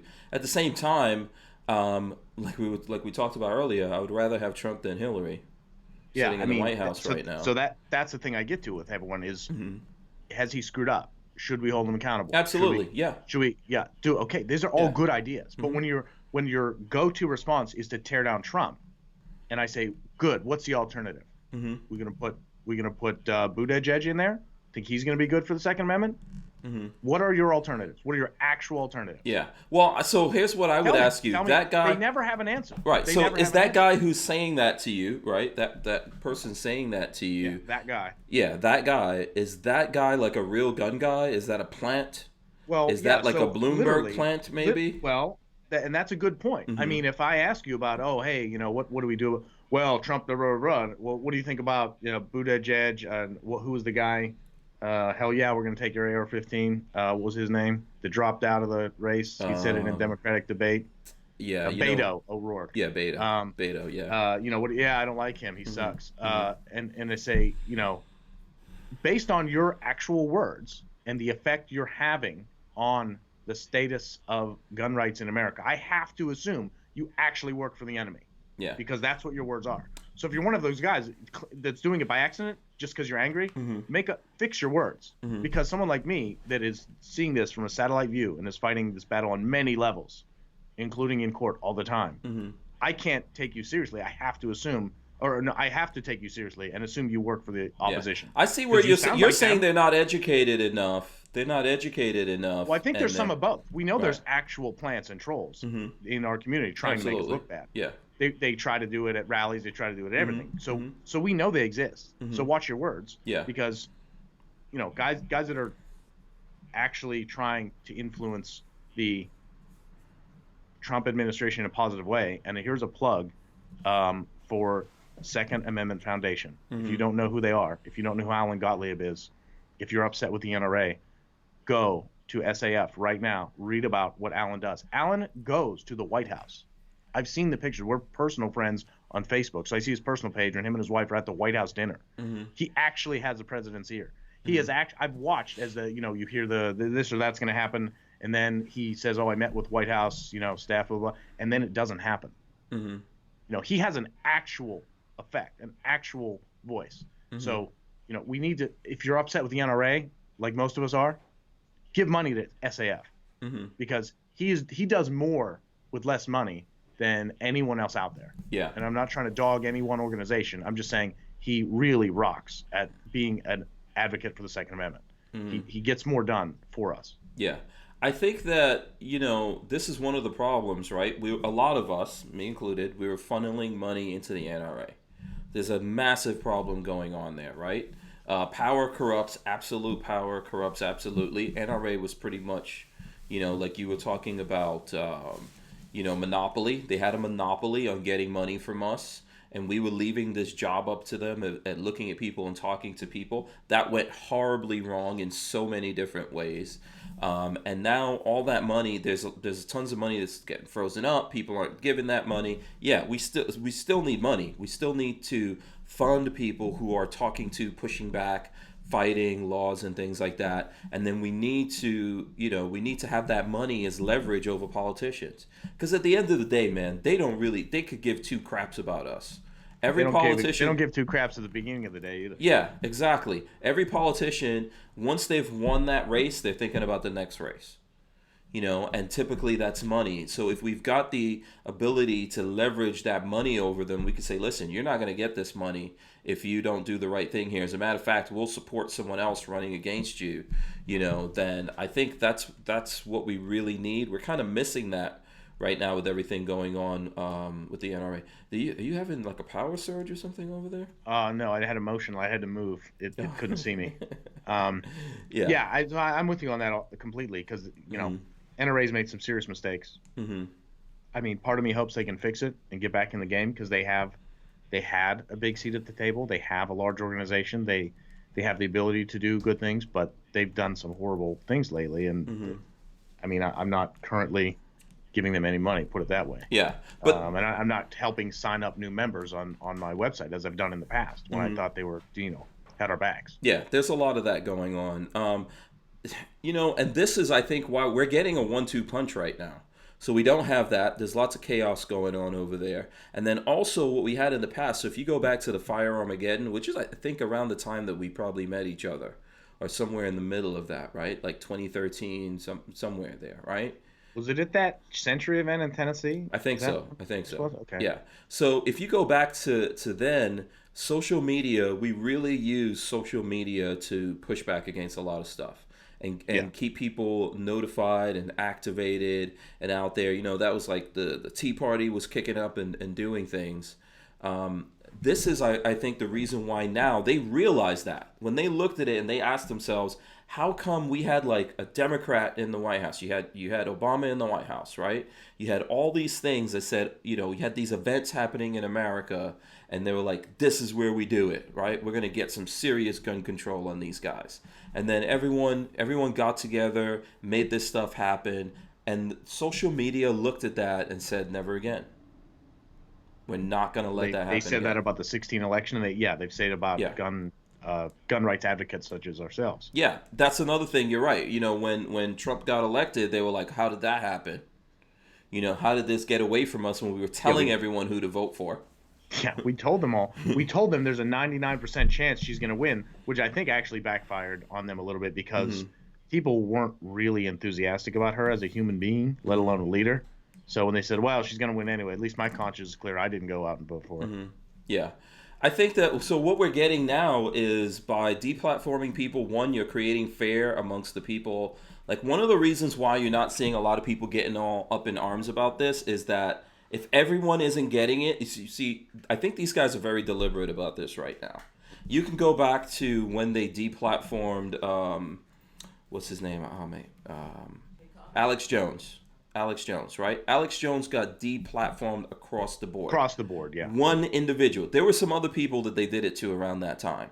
But so let's say we put a handful of people, but Alex Jones is a standout in that, right? They got away with that. Okay, social media got away with saying this person not allowed to be on our platforms anymore. They got away with that. So now, I think they got away with it. But I mean, if you look at the history that we're relying on, think in 1975 they passed the whatever, I forget the title of it, the law that was in place in D.C. that said Heller couldn't carry a gun, and in 2008 they struck it down. So I think the level of egregiousness here is even worse. So our case is stronger. That's why we have to fight all the more harder, and we need to stop stabbing each other in the back and collect information and data that shows what's happened. See, the thing with shadow banning is we don't have any data. I can say I used to do better, and they can say, well, 4 million minutes of video get uploaded to YouTube every hour. Yeah, there's more people. There's more competition, so they have a lot of stuff they can hide behind. Whereas you watch certain channels that put up videos, they get more views every time. Yeah. So something's going on. Some of them just keep climbing. Yeah. Whereas other ones start declining. And you could say, oh, your content's not as good. But once you start to see the similarity of the political views and or content of these channels, it starts to become pretty obvious. I think so. But you know what? I think it goes back to, look, it's one of the things that's happening right now is if you go out en masse and take people down, if you go out, if you're like, yeah, that's it, we're done. All these people are off, right? So anyone who's if you're a conservative, we're gonna say you're basically alt-right, you're out. If you're a gun guy, we're gonna say you're violent, you're out, right? If they do that en masse, more people are gonna pay attention to that versus taking someone out to the woodshed or into the woods every now and then and popping one in the back of their head. That's what they're doing right now, and you're getting away with that. Does this not remind you this is the electronic online version of lynchings that happened? I think it's that you can get away with it when you're the mob. Right. And you're against the little guy. Yeah, that's how they did it. Right. I think it's that, and it's also just to use another. No, I don't. Not that I have any problem with that, but just to use another thing, it's a lot like what happened to Jews during, the Nazi regime in Germany. They didn't come for all of them at once. No. They put people in camps, and people who didn't realize it around the world, like, oh, they're just putting them in these camps. That's okay. We had internment camps in the U.S. in World War II. Yeah. That's not a shining spot of our history. Exactly. Fortunately, there wasn't too much genocide that happened in them. Yeah. From this point of view, Monday, what is it? What's that saying? Monday night quarter? No, it can't be Monday. Monday morning quarterback? I don't know. I'm not good with sports analogies. Yeah. However, from this point of view of history, looking back on it, we're like, wow, We always ask ourselves, how did so many Jewish people voluntarily go off Get to on these a train. go off to these concentration camps, gather up their children? I could tell you how. It was no different from how tens of thousands, hundreds of thousands of Africans left Africa and came to the Caribbean and America as slaves. It's the same exact thing. There's a lot of similarity there. Yeah. So this is what happens. You can move people en masse when it doesn't look like you're doing anything terrible to them, and people don't know. No one knows. People just go like, oh, this is okay. It's totally fine. We could do that. We can get away with that. And that's what's happening, I think, when it comes to us as gun guys, but people who are conservative, Republican, people who are just not, who just don't agree with all the SJW stuff that's going on. We're being sanctioned, ghost ban, whatever, all the different things you want to categories you want to put it in. It's obvious there's a massive effect, and the way that you see it is that there's still, even with Virginia, there's still massive apathy in America for people that they don't realize what rights they're losing. Excellently, yeah. Yeah. Very, very, very true. And because we're behind collectively as a group when it comes to the internet, this is all that more of an uphill battle. Yeah. So there's a lot of pieces to this. So let me go back to my major pieces and help. If you're talking about this, you start hearing this bullshit about they're not a public utility, or they are a public, or there's hate speech they're making up. Tell them hate speech is fake news. Cohen versus California. Fuck the draft on his shirt in the courthouse. They're a private company. No, they have taken over a public function. Because we don't go down to the park anymore to talk to each other. So, in your opinion, they are utilities. That's another red herring. You don't like the utility thing? That's another red herring. Why don't you like the utility thing? I mean, because it's my electricity in my house. If they cut off the electricity to your house, that's one thing. Well, I think the reason why. Okay, so here's the reason. It's not a utility. It's a private company that we're just sharing information. It's not a utility. Okay, so you don't They've invented that to get us off the mark. Okay. That they are the public space where we have First Amendment rights. Okay. Because a public utility isn't infringing your First Amendment right. So don't go down that road either. That's bullshit that they've invented to cover their ass. Right. So they're the space. They're the space that the public communicates in. This is where we go to communicate. But then they get to say who gets to communicate there. Or they think they get to say that. That's the core of the infraction. But there's a lot of pieces, right? Because they have a monopoly, that goes against antitrust laws. Because they've taken over a public function, they are not infringing on your private agreement. They're infringing on the First Amendment and the 14th Amendment. Okay. And it's a public function. Okay. And they can't do that. It's a Civil Rights Act violation against not a protected class, against an enumerated right, the Second Amendment, that is legally a stronger argument than being a protected class. Okay. And your right to speak, to say what you want to say. And people forget about this one because people always say, oh, the First Amendment is about the government, not private company. Happens with private companies all the time. Just like the motel in 1964 was breaking the Civil Rights Act. It was a private company. He said, you can't tell me what this is. No, it's public accommodation. So we've got antitrust moving in with them taking over a public role, being the town square public space. And separate is inherently unequal under Brown versus Board of Education. And that was public schools, but they've taken over a public function too. So that will apply in a weird way. So there are a lot of moving pieces, and there's a whole lot of other cases. I'm just kind of giving you standout ones. There's a lot of nuance and a lot of other cases that will come into this. But Heller versus D.C. was unconstitutional gun law that was in violation of the Second Amendment for 33 years. Okay. Brian Quick asked this question. I'm just going to throw this in there. I know I'm not getting a lot of questions. He says, would you all be willing to pay for Facebook, YouTube, Twitter, Instagram in order to not get banned?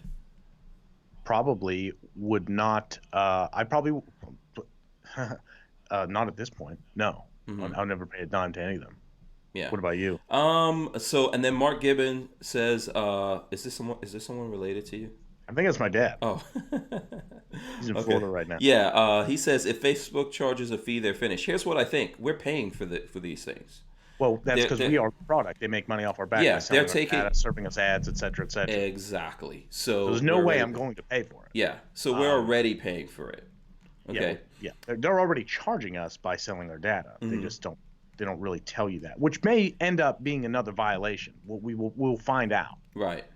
What the courts decide when it actually gets in front of them. Right. So here's the thing. Let's switch this over. I'm just looking at the time.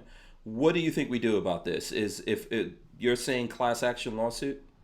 That would be a legitimate way to go after it. That Okay. has happened in the past with some wrongs. They've already settled multiple class action lawsuits. They do it all the time. One was about facial recognition. It was a massive settlement. And frankly, I don't think facial recognition violates people's rights on even close to the scale as broad suppression of the First Amendment, Second Amendment, 14th Amendment, Civil Rights Act, and the Antitrust Act all at the same time.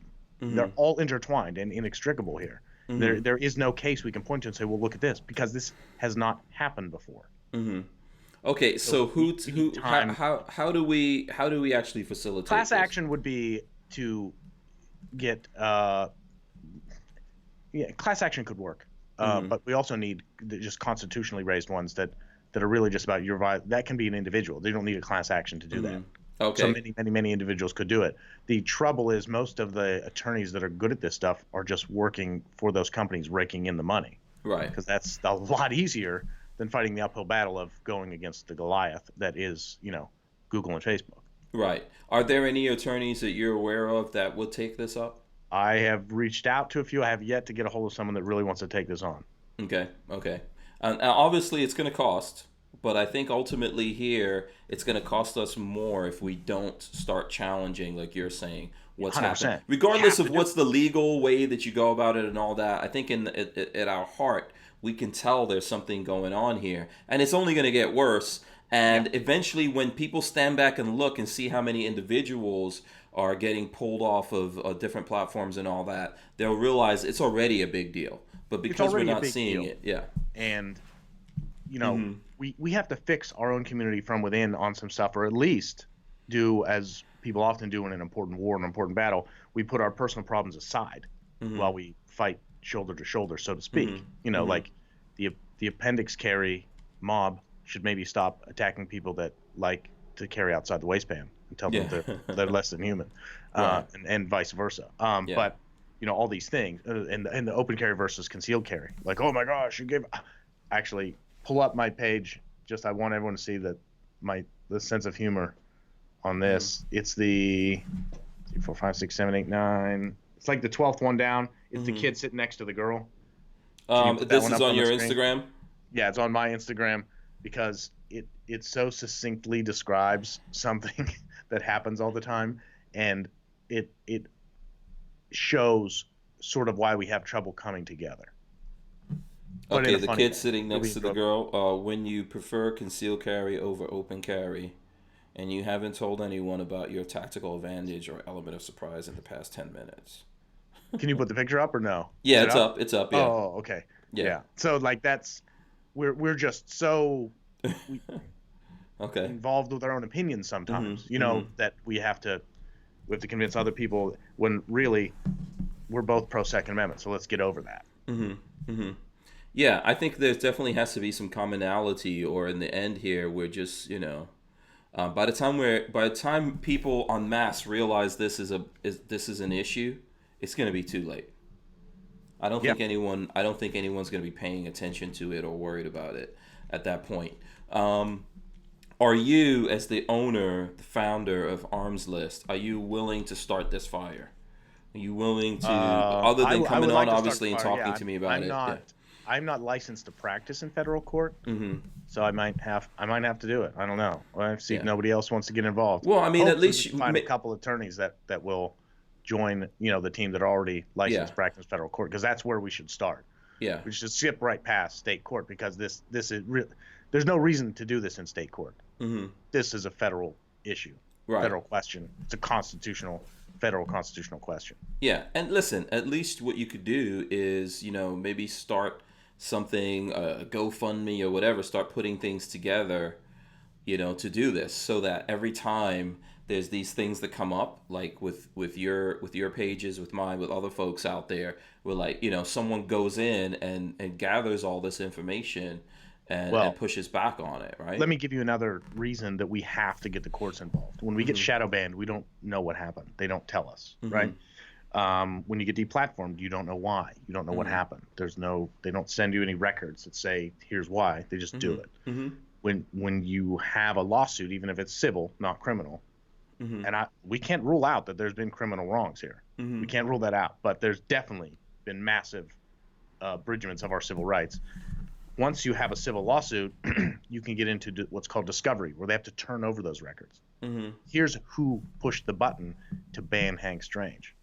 Here's the messages he was exchanging on the company. Yeah. Here's the policy. Platform. Here's all the stuff that they're hiding behind the curtain while they say the gun people bad. We falsely claim moral superiority and won't tell you why or what we did. Get the employees, like I said at the beginning, just because it was a low-level hiring manager that did it, he still violated the guy's rights by not hiring him because of his race. So yeah. By the way, this is Jonathan from Armslist. I know some people are asking. So if you want to know where they're on social media, Instagram's Armslist, right? Everything's Armslist. Instagram is at Armslist. Yeah. The website's www.armslist.com. And if you're just joining us, don't try to send that in a Facebook message because they have put a permaban censorship block on it. If you don't believe me, just try and send the link to anything on Armslist through there. Yeah. So what were you asking? Oh, Facebook's down. YouTube is Armslist Media. Haven't put too much up on there, but I will put this up just so people can see it.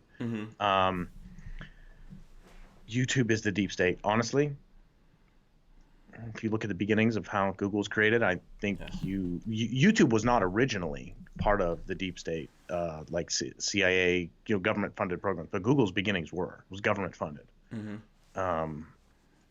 Not really sure about Facebook, as there are some questions as to exactly how they started. But anyway, what are you saying? How to find us? Oh, and if you want to learn a little bit about some of the cases we've actually fought, and the most recent one that we got a favorable opinion, we got all the way to the Supreme Court, who then decided to not take the case, meaning that they upheld the state court decision where we were victorious. We have a good website called Armslist Legal Defense Fund that some friends of mine set up. It's a separate organization, and we don't have nonprofit status. Funny, the IRS doesn't like to help us either, so we have another uphill battle. But it's probably not impossible. We just need to get together and get it done. I just know when I talk to people, they say it's pretty tough for organizations like that. But if you go to armslistlegaldefensefund.com, you can read about some of the cases we've had, some of the real battle, the real nonsense that goes on in the courts trying to take down pro Second Amendment companies. And you can donate there. I mean, we'd appreciate it. Obviously, whatever we don't raise, we just pay out of pocket. So that's where you can do that. There's a link to the Armslist Legal Defense Fund on every page on Armslist. It's in the footer. Not a lot of people go in the footers of websites, though. Right. So not a lot of people see it. We run a banner ad for it, too, on the website so people can see it. But anyway, yeah, that's the Armslist stuff. And if you don't already know this, we have a program for gun stores called the Premium Vendor Program. So for $30 a month, they can sell essentially unlimited. We don't charge for a listing. We don't charge a commission. We don't have any fees for that. We just charge a flat fee to use the website. Okay.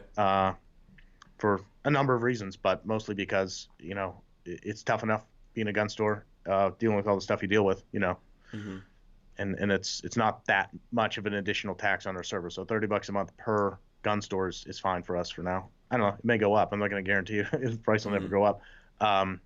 But anyway, I think that was all I had. Okay. All right. We'll come back to that definitely before we end here. Okay. So let's just switch gears a little bit, but basically still on the same subject. I think it's just another part of it. What about having our own ecosystem? I mean, and to describe what I'm saying, like in my opinion, it's not that we shouldn't. I believe we should be on YouTube and Facebook and Instagram and all these things that you're saying. But I think at the same time, we need our own ecosystem that we could function in without constantly being sabotaged. And I think there's lots of merits to that. We're talking here about like civil rights going back a long ways. And there was a time when, so for example, people in the black community kept the money in the black community and circulated it and did better than they're doing now when they came out of that, right? Because obviously money has power. So what about us as a unit, as gun guys, keeping that money within our own system? Well, 100%. The first thing you should start doing if you're running any sort of company that is attached to, appreciative of, involved with, the gun crowd, you should not be spending money on Facebook ads in the first place, even if it helps you make sales, because they are actively suppressing your future customers. So you're funding the demise of your own business for a short-term gain. I mean, that's just not smart. But furthermore, it's morally wrong. So you really shouldn't be doing it. Nor should you buy Google ads because Facebook and Google are the biggest suppressors on the internet right now of the Second Amendment, other than possibly Bloomberg.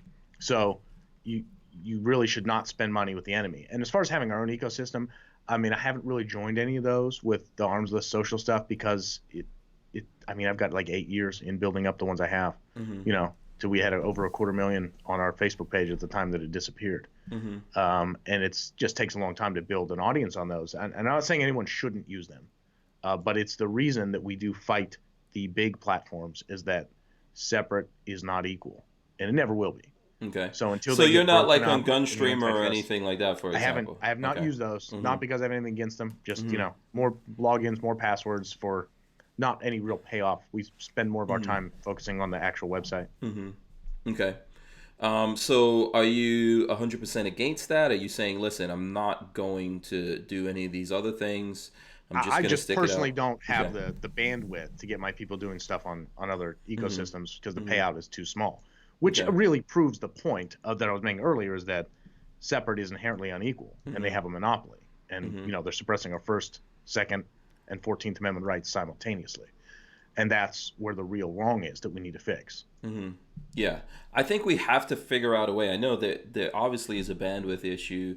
I think I deal with that all the time, thinking like, how do I go up on all these other things? The one thing you have to realize, this happened to me when my YouTube page got deleted a while back. I realized all those people who were subscribed, I now have no access to them. Okay? Correct. That access went away. Unable to connect to chat. What the heck? See, they're doing it already, trying to interact with the audience. It could just be my connection on this laptop. It's on a separate one. The one I'm live streaming on is hardwired, so I'm not going to get into conspiracy theories at the moment. We can do that later. Yeah, absolutely. If you're running a company, instead of relying solely on these just as a defense mechanism to preserve your own business, you should be, like we were talking about before, collecting your own emails of your customers and using a service to make sure they're opted in and you're doing everything the way we're supposed to be doing it. You should be doing that. So you can talk directly to your customers without having to go through one of these platforms. Yeah. Okay, I agree with the email list thing. I think that's something that we're actively trying to do. I think I would agree with having your own .com because that's something that you own. Yeah, that's just smart. Yeah. They can come after your other platforms, so you can operate your own domain. Then you're in a much better position. Yeah, but I think we need to go a step beyond that. And I know it's painful because there's all these different things that we have to do. But we need to do that. So for example, you as Armslist, you're getting attacked in all these different ways. Have you ever thought about adding a social media aspect to what you do at Armslist? I mean, I've thought about it. Okay. I wouldn't rule it out, but again, just starting from scratch, that you have no social aspect and trying to become one that people actually want to use, that's a pretty uphill battle, and it's a totally different business model. Right. So you believe that, let's say we all get together, we put money into this, and we start pushing back. You think that's the one way to go forward dealing with this, and there's no alternative, and that's the one way that's going to work? Well, we have to fight forward. That's one of many. Yeah. But we should also be overwhelming their platforms with messages about how we're upset about what they've been doing to us. Okay. Do you think you believe that's going to have an effect? Well, it's just a matter of time. This level of First Amendment abridgment will not stand in this country. It never would in the past, and it won't now. It's just new, and no one understands it. In the probably the 70s. Remember when we watch Airplane? They have the forget which cult or what it was passing out stuff at the airport. Right. And Is that Harry Krishna's or something? I think it was Harry Krishna's. Yeah. And they had to come up with some way to regulate this stuff. And there's actually a test. I'll pull it up right now because I put this up before my internet started giving me trouble. So one of the things they use to decide whether or not your First Amendment abridgment is acceptable is this 3-part test. They call it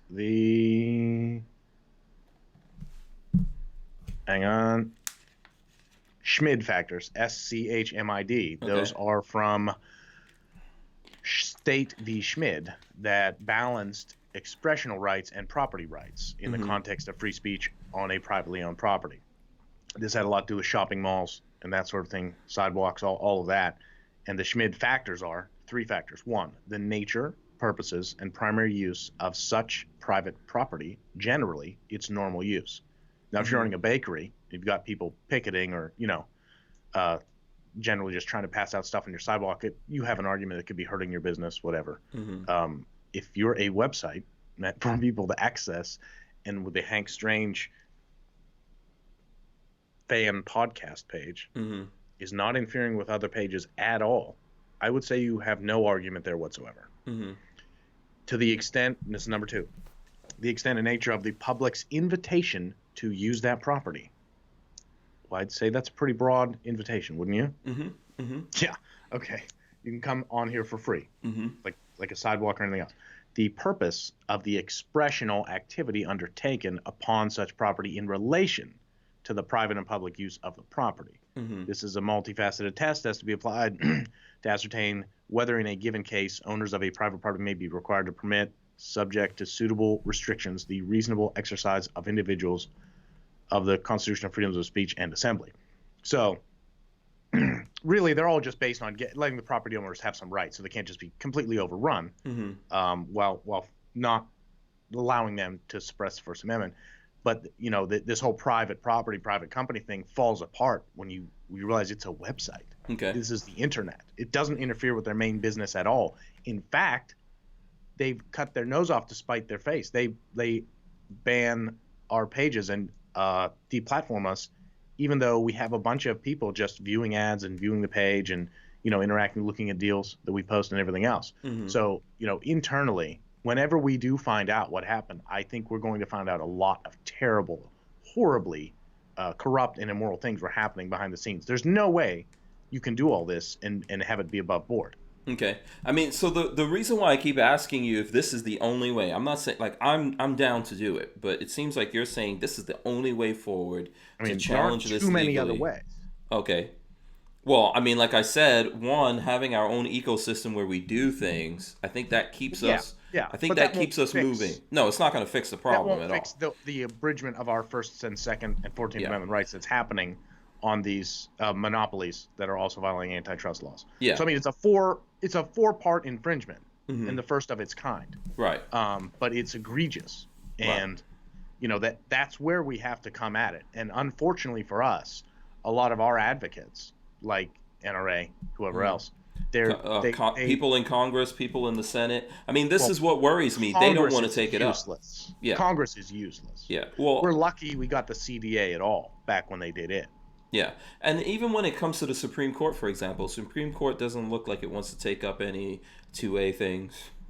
No, but this is more 1A. Yeah, I know, true. But it seems to me now that you're seeing politicians putting pressure on the Supreme Court. Like, this is a weird thing that I've only seen in modern history, right?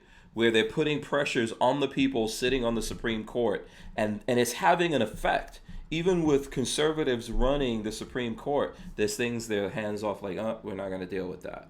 And it comes back to what I'm saying. It's like a de facto political cover, even though it doesn't look like they would actually have political cover. There's not the president is not saying this has to be, we've got to look into this. This is the reason why they won't kick him off of Instagram or anywhere else, or Twitter or anywhere else. President? Yeah, they can't do that. Well, if they do that, maybe then he would look at it. But since they're not going to do it to him because he's in a position. But they're shadow banning Don Jr. and he's woken up to it and he sees it. So we have some really powerful allies on our side here. And some of them are going to say it's more about conservatives. But Don Jr. we know is a real gun guy. Yeah, we see he's out. So how can we? So here's my question to you specifically then about Don Jr. For example, if I'm not some big, massive, multi-million-dollar company that can invite Don Jr. to parties and stuff like that, how do I get him to give a shit about what's happening to me, you, and other people? Well, he knows it's happening to him, so he knows it's happening to other people. So we just have to, rather than squirreling away our contacts as people tend to do in the gun and not sharing them and whatever, there are people in our community that know how to reach, Don Jr. I don't. Okay. All right. I've never. So let's do the call out right now. If you've got Don Jr.'s number in your back pocket, get him to. You know what? Listen, a couple minutes of this, just right. just enough that we can say, hey, this is happening really badly in the gun community. You may not know about it yet because he is just probably swamped with information. People trying to get in front of him, and swamped with the stuff he's trying to do, trying to get the messages out there for other things. Yeah. And the other reason that Don Jr. is better for us to reach out to, he's not as swamped as Donald Trump Sr. And he's more of a gun guy too. Yeah. So he could probably be one of our strongest advocates, or Nicholas Sandmann's attorney that gave a huge punch to CNN, who settled right away. Right away. They said cut that kid a check quick. Private settlement. We don't know how much. Yeah. But anytime they settle that do we quick, know what's the name of that kid's attorney? This is the kid who I forget his name. This is with the whole where the native Indian guy was drumming in his face and he was smiling, not. Stranger said Indian. Well, I could say American. it. Yeah, Native American, whatever. I'm joking. and he wasn't reacting to it, and then they blew it up into a whole thing. But listen, I've seen it before, man. I've behind the scenes seen a really big company that we all know trying to talk to the NRA years ago before we all hated them. Trying to say, hey, there's a bunch of guys just getting kicked off of YouTube. There's stuff deleted and all that. There's tons of people who never came back. There's all of that been happening, and someone's brokering that conversation, and nothing came out of it. And things are worse. And I think there's burnout even at these places with these people who, one of the problems I think in the gun community, but lots of other places, is that if you don't party with someone, drink with them and smoke and do whatever it is, you don't have that opportunity to actually be able to because if I had, let's say, for example, Don Jr.'s number in my back pocket, I'll be doing it right now. I would try to have that conversation. Well, but it's just not sexy enough. People that right. We all have our own circles of influence. But I mean, along those lines, we have a problem. Going back to what we were talking before about the gun community, essentially, it's not happening to me. I'm not going to poke the bear because what if they see my page and deplatform me? And my guess is, I have no information, but my guess is something along those lines goes down with the major manufacturers that are having no current problems. Like, why am I going to go to bat for these smaller companies that might be saying or sharing unsavory things, right? Why am I going to risk my reputation, risk my platform, on their behalf? So, and let me rant just for a minute on that subject to a degree. A friend of mine, we were talking about how how Nancy ripped up the speech, and I was like, yeah, that was pretty bad. How did she think that was going to be okay? I don't know. I don't understand. But she did it. And he said, well, I think he still should have shook her hand, essentially high road kind of a thing. And I said 2 points on that. First of all, I don't think he was supposed to shake her hand. I don't know if you're watching me. He didn't shake Pence's hand. No. I don't know why she stuck her hand out. It was like she was trying to invent a snub after he turned around, but I don't think she's that good. She looked. Or maybe I think they pivoted away from each other pretty much at the same time. I don't know, but her hand was out and his wasn't. I don't know. Whatever. Yeah. I don't care. I don't care. Right. I hope he did snub her, to be perfectly honest, because in this current stage of things that we're going through, we are always told that we have to take the high road.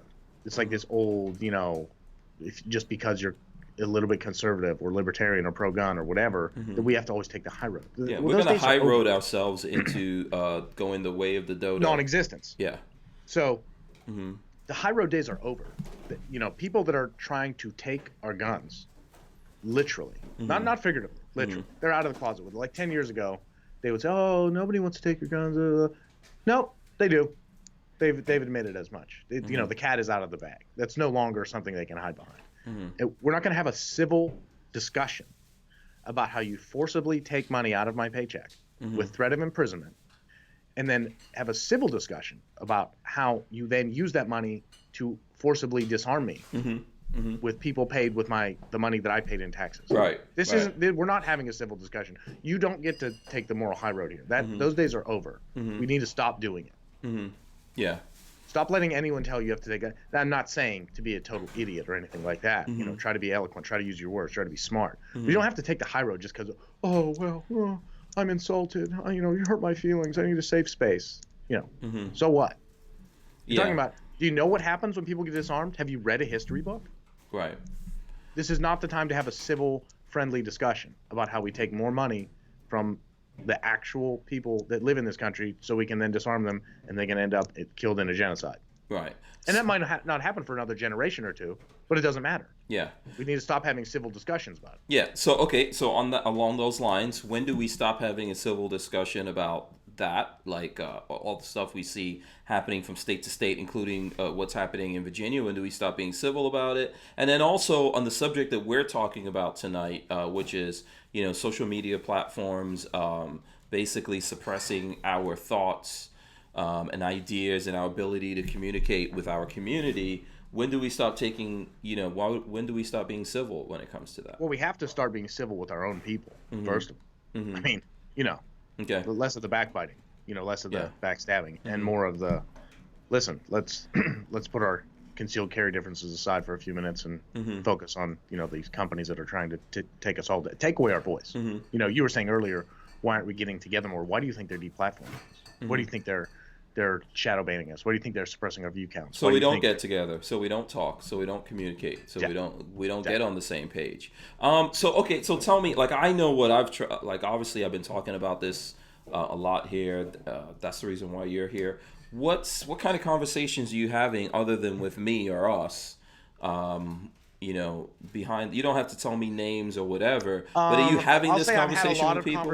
I've had a lot of conversations, but they usually end with the people don't get it. You know what I mean? You've talked to people, the major manufacturers, they don't get it.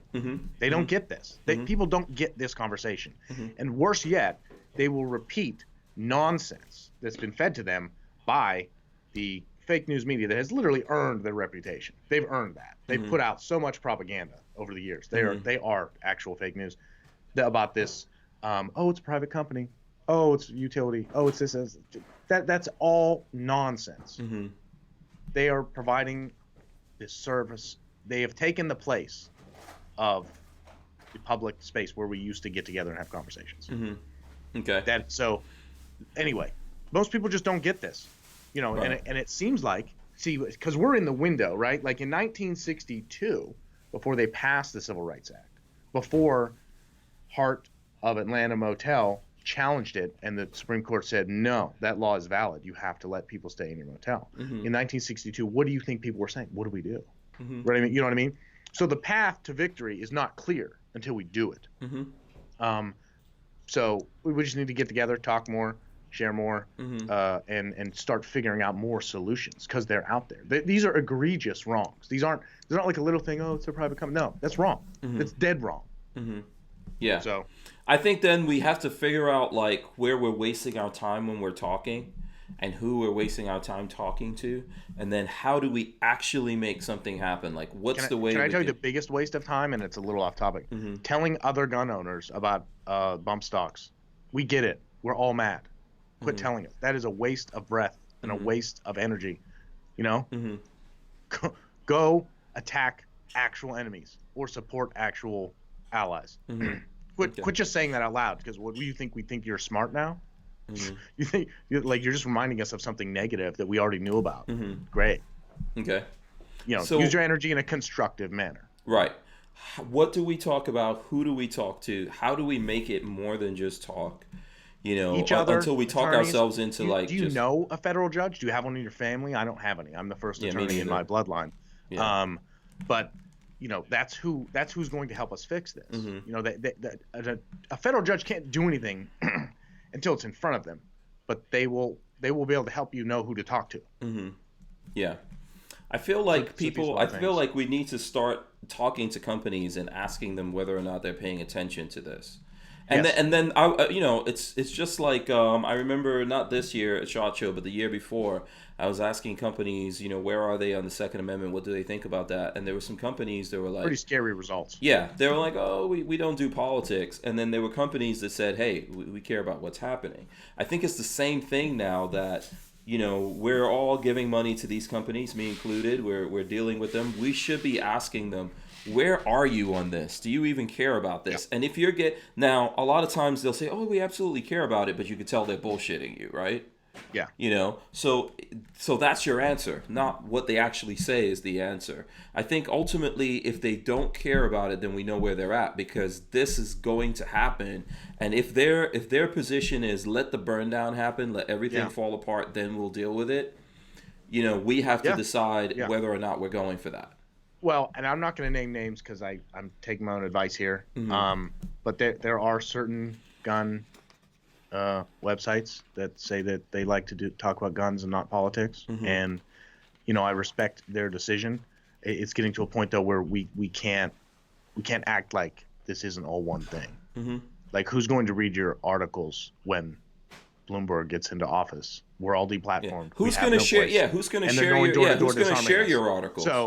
So if you want to be making money from writing articles about which person got red flagged and killed by a SWAT team, then keep ignoring the politics, because that's what will happen. Yeah. We need your voice too. Yeah. So Mark Gibbon, and I know I'm ignoring people. I'll probably spend some time in the next 15 minutes that we have. If you guys have questions, you can hit me with it now. I'll take Mark Gibbon's question here. Or comment, and then I'll go to other people that have questions or comments. Mark Gibbon says SB Tactical's doing the Lord's work on this. What does that mean? Oh, so we met with some people from SB at SHOT Show in Vegas. My dad was there with me, and they essentially they have a lot of attorneys. They're in front of ATF a lot, and they're on our side. They're very pro Second Amendment organization, obviously, and they actually fight and they actually get it and they actually know what's going on. Yeah. It's like, again, not naming names, but there are many AR companies. It doesn't take much to be an AR manufacturer. You've got to do your paperwork, but you can essentially just be outsourcing the parts and buying them and building them. It's not, you don't have to be a Remington, put it that way. There's a lot of smaller ones, and they probably don't get it either, because someone else did the hard work of dealing with ATF regulations so that you can make a design that's older than both of us, that Eli Stoner, invented back in I think it was the 60s. Late 50s or early 60s, that you can manufacture and sell an AR-15 in America. So, and it's not that these people are trying to do anything wrong. They probably just don't know the level of what's going on here. Maybe they've been, had some Instagram trouble or whatever else. So it's just important that we share how deep this goes, how bad it is. I don't think there's companies that aren't forward-looking enough. Look, I had a conversation with Franklin Armory. I don't know if you saw that, but it's on YouTube. Didn't get a ton of views or anything like that, but I had a conversation about this with the owner of Franklin Armory, and Jay, and he talked about this stuff wide open. We had the discussions. He talked about it, and there's a lot of companies that don't want to do that. So if people are really interested in that, you want to see. I think that's a forward-looking company, like you're talking about SB Tactical. I think there's the old guard and the new guard. A lot of times the old guard are like second, third generation people in that company. They don't even give a shit about Second Amendment. They just want to make some money and move on. The new guard really cares about this and cares whether or not their kids and their grandkids are going to have these things. And it's more, of course they want to make money, but it's more than that. I have a positive note to share on the old guard, new guard thing. I have to start with the negative one. The negative thing is the new guard of the Democratic Party is like AOC and Bernie. He's very popular with young people, even though he's older than dirt. Right. Socialism, I guess, is hot again. Social, yeah. even though they not read history books. Well, they read the first chapter. They said we take everything from the rich people. They went yay, and they stopped reading. Yeah. They didn't read the part where when everybody people died. think that Che was a hero, you got a massive problem. Well, they're just reading the first chapter. Yeah. So the positive spin of AOC is there's the guy that runs, oh darn it, who's the company that makes the armor that has the Hawaiian shirt logo on it? I'm not sure. Someone will tell us in the comments right away. Yeah. The owner's running for governor of Montana. Oh, okay. And it's not AR. I don't think it's AR 500 or anything. Not AR 500. They pride themselves on having much shorter lead times than AR 500. That's sort of their shtick. Okay. Yeah. Anyway, he's running for a political office. Yeah. He's super, super pro Second Amendment, super, sanctuary state, sanctuary city, whatever it takes to get it done that is protective of our liberty. He's it. Okay. So I saw AOC talking the one day, and I listened to, whether or not you're a huge Trump fan, Schiff is a massive liar that just makes things up, because I don't know if anybody else read the actual transcript. But when Trump released it, I said, whoa, this dude doesn't release his tax returns. He doesn't release anything. I'm going to read it, right? Look, it's 3 pages. Read it. Which transcript is this? The phone call they tried to impeach Croatia. Yeah, okay. Ukraine. President of the Ukraine. Like, when I saw Schiff get up there and make those lies, I was simultaneously angry and a little bit disinterested, because the very first day when he just got up with all the lies about, he did this and he threatened to withhold, and it's going to destroy their country and blah, blah, blah. It was literally a love fest. He called him and said, hey, congratulations on your win. Hey, congratulations on your win. You're great. You're great. You're great. Your country's great. Sounds like you have some corrupt people. Maybe we can help get them out. Yeah, sounds good. Yeah. He mentioned that thing from back in 2016. He didn't say open investigation. He said, can you find out what happened and forward that information over to me? And he says, sure, I'll send it to Rudy Giuliani, blah, blah, blah. So it's like they took little bits and pieces of what were real and just added in a whole bunch of fake nonsense, which is their go-to method. That's what they do to gun owners, pro-Second Amendment people. They take one thing that's real and then just add in a whole bunch of bullshit that's not real. So they're just full of lies. But anyway, I realized at the time that they're doing this, just saying this ridiculous stuff, that it's time for other people. I don't really want to do politics in my life ever. But I hope I can inspire some other people to. And this is the time to run for governor, Senate. Yeah. You don't have to do if you don't have the inclination to do it, you can still support the people. If you know this person's the right person, But let me tell you, this is the time for these things. You will raise money nationally from gun owners, because the NRA sucks. There's a few other groups, but when we see a politician that's really on, if you're what you're running on is, let's repeal the NFA, let's deregulate suppressors, let's I don't want to say eliminate background checks, because that wouldn't be popular, but let's eliminate the fee. You're going to force me to go through this. You shouldn't be able to charge me money. That's preposterous. Let's eliminate state income tax. Let's eliminate the federal Department of Education. Because people in Florida know how to teach kids. They don't need some dummy in DC taking money to tell them how to teach kids. Let's just run on that. Just an extremely small government, libertarian, pro-gun platform. Do that, because the other side has gone so far over that when people see you saying that stuff, they're going to say, he's not even in my state, and I'll send him money. Yeah, and Republicans are so confused. Bigger. Yeah. Like I said, the old we don't need to have civil conversations. Say you want to repeal the NFA. You may not be able to do it when you get in, but as long as we know that's where your head is, people are going to support you, and the right good things are going to happen. Let's go through and get some comments in here. Len Holt says, I agree, a battle was lost. We can't lose the war. Brian Quick says, how many articulate gun guys can talk? It's hoplite armor. Hoplite? Okay, hoplite. All right.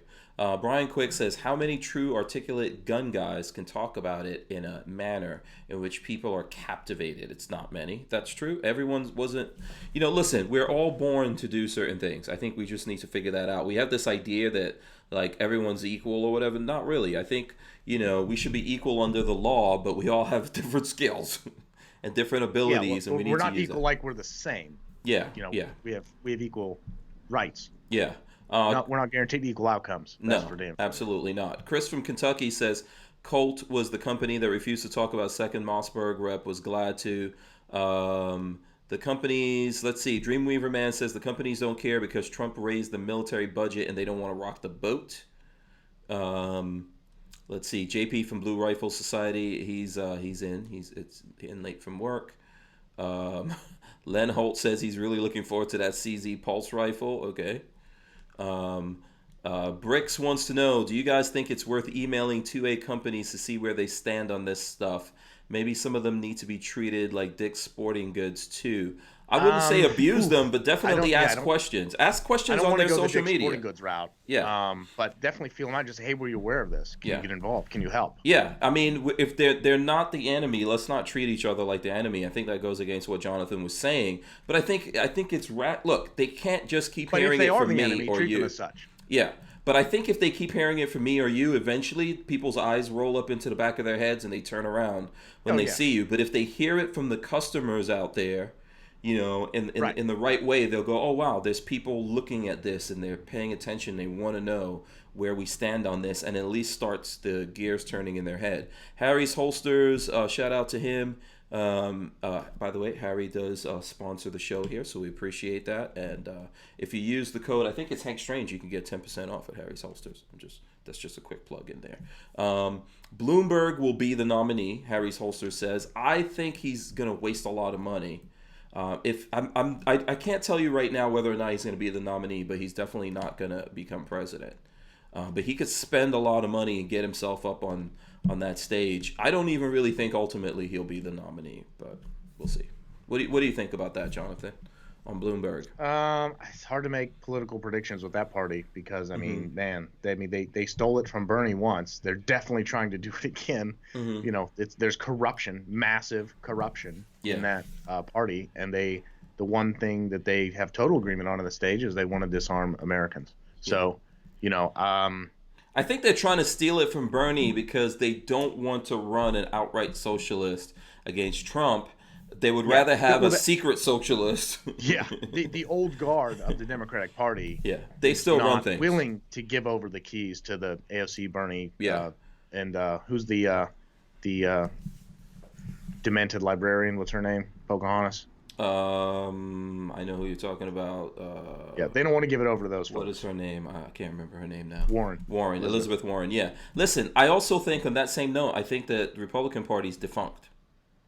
I think that's what we saw in 2016. I think the Republican Party. Rough. Yeah. Well, most of Trump's problems are not actually coming from Democrats. It's coming from the Republican Party. Well, they had a lot of enemies when he came in, like Paul Ryan. And I try to work with our allies as much as I can, but when people call him Bitch McConnell, I can't completely disagree because in the early days of the Trump administration with the national carry and hearing protection, those were two things we all thought, hey, maybe we'll get this through first 100 days, blah, blah, blah. And because we had the majority in both houses. Yeah. Initially, I had a lot of hope for Paul Ryan, and then he just sorely disappointed Ryan us. And Mitch McConnell were the ones that did us dirty on those two bills.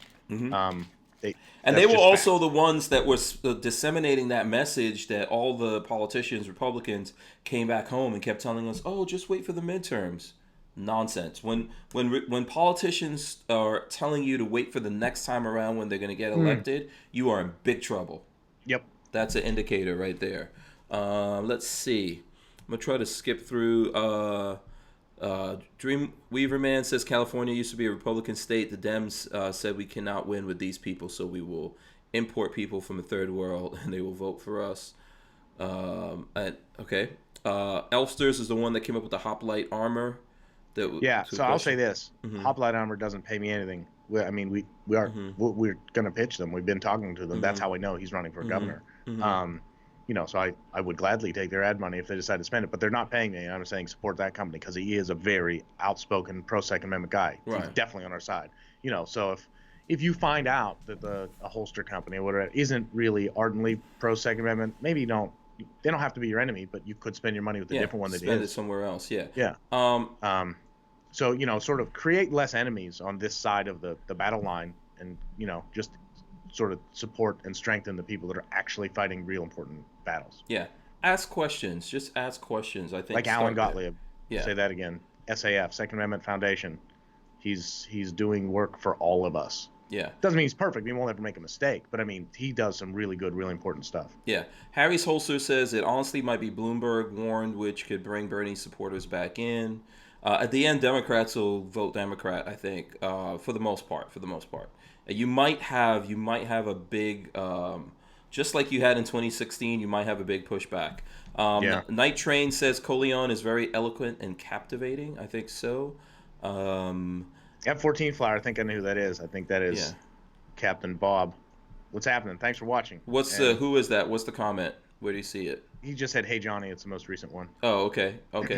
I'm trying to see if there's other things in here. Well, the one guy says people in the military, if they refuse to use weapons made by, anti-gun companies, that'd be impossible to ignore.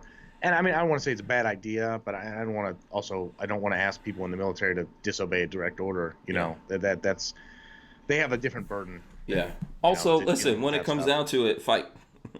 Do you remember when who was it? Spike's Tactical made the Crusader, and basically the whole spiel of the Crusader, which I did videos. I think I did a how it's made on that Crusader, was that because it has the Christian cross on it and it has this Bible verse that enemy combatants won't pick it up.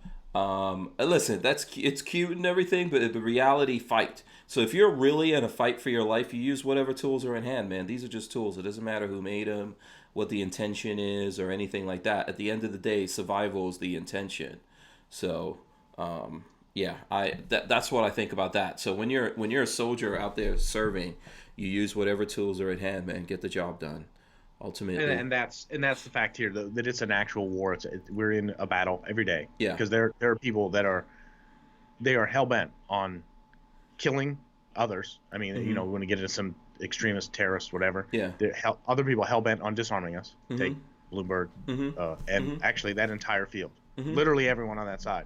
And when people are like, "Oh, Tulsi seems kind of cool on the bill," I'm like, she's just as anti-gun as the rest. Why would you give her a break just because she's okay on one or two issues? Like that's the most important issue. Yeah.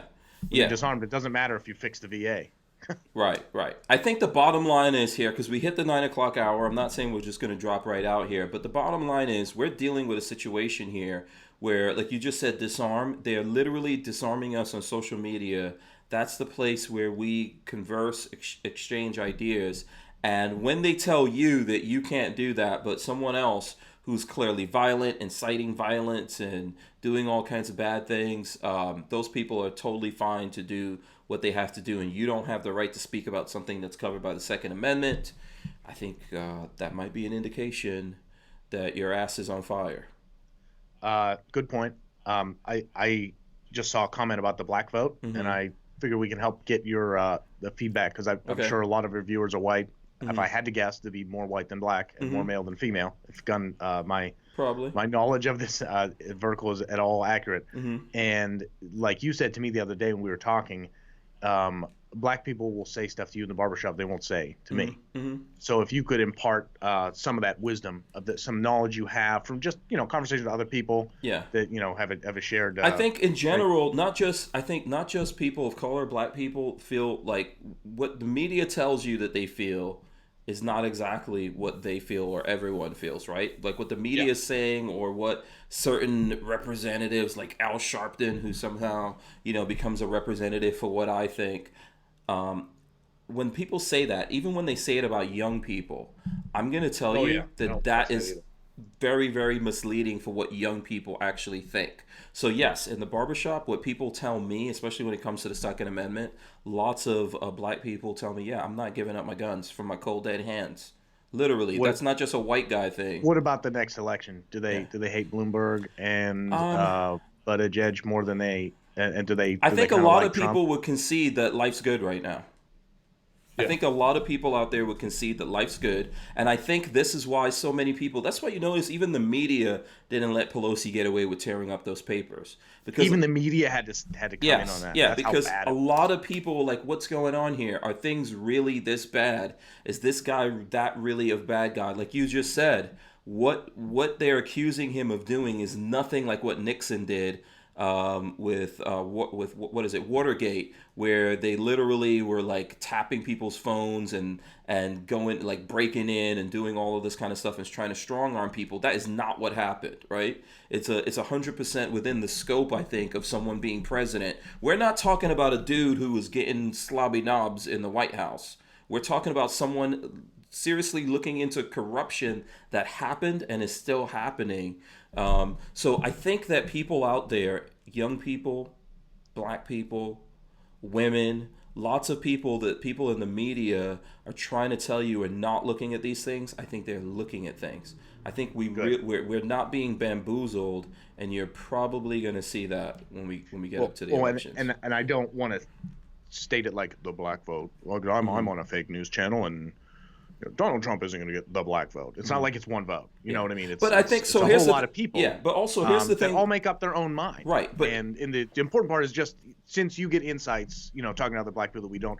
It seems from what you're saying, more people now in 2020 are realizing the importance of the Second Amendment, that Trump is a better candidate than any of these socialist anti-gun grabbers than they did in 2016 because they've one, seen how bad the lies are with the news, and two, had other conversations with other people where they go, hey, life is pretty good, boy, the Second Amendment is important, and so it's not that the black vote, it's that among black people in America, more of them are starting to see issues and see the way the media lies.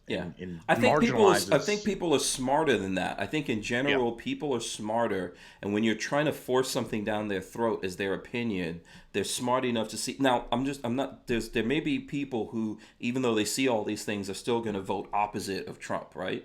Or they're going to vote Democratic because that's what they do. I think that's a thing that we could spend a lot of time talking about. Black community feels like they have to vote Democratic. It takes some time to get out of it. Me included, when I first got my citizenship and all that, I thought that in my brain. And it took some time for me to process all of that and realize it was nonsense. Getting inundated with messages from fake news that, black people vote Democrat, then here's why. It's all a bunch of made up bullshit because, black people are going to make up their minds like anyone else. And there's no reason that they should ever think they should vote for one party. And 5 years ago now, we could be sitting here talking about two totally different political parties. And it still shouldn't matter what the color of your skin is, for which I doubt it. I mean, this Democratic Republic nonsense has been going on for too long that it's hard to break the two-party nonsense. But the other thing I was going to say, I don't know, kind of blanking. We've been talking for a while. Yeah. No, you're okay. Listen, we're going to wrap it up. I think ultimately we're going to be surprised. People are not as bamboozled as you think. People are making up their own minds and they can see what's going on. I think that's the thing. The thing here is that that's the reason why there's forces out there that are even more feel the pressure even more to suppress or push down or completely deplatform people like us, because if we keep talking like this and people keep listening to it, it's going to start making sense to them, and that's not what they want. So I think that's what we're up against here. Even kids realize that. A lot of kids nowadays are not as super liberal and all the way, because most of us are there's things on the fringe and there's special interests, and hey, I'm fine with that. But most of us, we're all in the middle. I'm going to say something that's slightly controversial, but we had an 8-year period where Barack Obama was in the White House, and the media would say anything accurate or inaccurate to make him look good. That was the arrangement, implicit or explicit. I don't know if I wasn't privy to any of those conversations, but they wouldn't literally never criticize him. I mean, he drone striked a U.S. citizen with no trial. They didn't arrest him. They just killed him. Yeah, media didn't really give him a hard time at all. Handful of people, Rand Paul and a few others said something. Well, anyway. I mean, I can't argue that, man. Look, we're talking about this impeachment and how this wasn't an impeachable offense by any shadow of a doubt. I mean, Obama was the president when we discovered, under his presidency, it wasn't like he just came in, for several years, he was the president, and we were literally sending guns to Mexico, thousands of guns to Mexico. The ATF was approving guns going to Mexico, and those guns killed tens of thousands of people in Mexico, continue to kill people, killed Americans, and we allowed that, and it was under a president who is anti-gun and screaming from the hills that they were going to do something about guns. There was no impeachment. There was no nothing. All of that's been suppressed to this day. I mean, that is definitely a crime. That is But definitely a crime. my point was, you were talking about the younger people. Mm-hmm. When Obama was in office, and this is the controversial part, Mm-hmm. the education system was very pro-Obama in the news too, Mm-hmm. because I think part of the reason the fake news does what they do is they know that people that aren't that smart, and that's a lot of people that are in education, a lot of professors, a lot of everything else. Trust me, Mm-hmm. you know, I went all the way through undergrad and all the way through law school. I met a lot, and they're not all smart people. Mm-hmm. They think that if you read the newspaper or they think reading the newspaper is super smart. Watching news is kind of smart because it's better than watching, you know, comedy shows or whatever. Mm-hmm. They think that if they keep repeating that stuff, then other people will think, oh, you're smart. Wow, you're involved. You're engaged. Mm-hmm. So we had 8 years of kids going through college. Mm-hmm. And that was the primary. We know how liberal college professors are. Mm-hmm. So they're just not questioning, because there was no other side unless you were listening to conservative talk radio or something. Mm-hmm. Yeah. All of the media. But now you have Trump tweeting. You have Trump calling out their lies. You have really, Fox News isn't perfect by any stretch of the imagination. They really could do a lot better on Second Amendment stuff, you know, but they're better than CNN, MSNBC, all that crap. We're seeing other voices, and the internet, is the real reason they're trying to suppress us. This is actually dovetail kind of nicely the whole way around. Mm-hmm. That is why they're coming after us so hard, because when young kids, who in my experience, kids born that turned, how do I say this, guys I've met, like younger guys at car shows and stuff locally, that are just below that Obama indoctrination period, right? Like they're just a little too young for that to have hit them, you know. Yeah. I think like my kids are 19 19 and 20 and actually 20 and going on 20 and 21. They can see the bamboozling. Yeah, I'm gonna say under 25, mm-hmm. you've had the internet, you've looked around. So unless you just sit there like a dumbass and, you know, watch Comedy Central propaganda artists that call themselves comedians that aren't even funny, and CNN and everything, unless you sit there and do that and create your own little echo chamber, if you just open your eyes, you see it. The proof of it, they know how dangerous that is. Yeah, the proof of it is this. Look at Birds of Prey. That movie, I mean, I guess it was number 1, but it did 33 million, right? So Bad Boys 3, which I still haven't seen. I need to go see that. I haven't seen it either. Yeah, I need to see it. Yeah. Especially because Will Smith is on with his firearms safety stuff. Yes, absolutely. You need to go see it, and we should come back, because I did a Bad Boys 3 episode with this podcast before it came out. So I need to get a bunch of people to go see it and then come back on the podcast. We'll talk about it. But Bad Boys 3 was number 2. Okay, they did terribly. That movie is going to lose a lot of money, and it's because the people, the way they marketed that movie was with social SJW stuff. And kids in that category that you're talking about, that is a bad word to them. And this is what they've done to the special interests. They've done like a massive disservice to people in that category. Finished behind it in the awards ceremony? No, Bad Boys finished behind it at the movies, at the box office. How is that possible? Because the movie, like, okay, so Birds of Prey did 33 million, but compared to whatever it made, it was still a failure, and Bad Boys 3 is still up there making money, right? So they're at number 2. And if you Google the news, you'll see that people are like, hey, this is a massive failure. It's a massive failure because kids see through it as a SJW movie.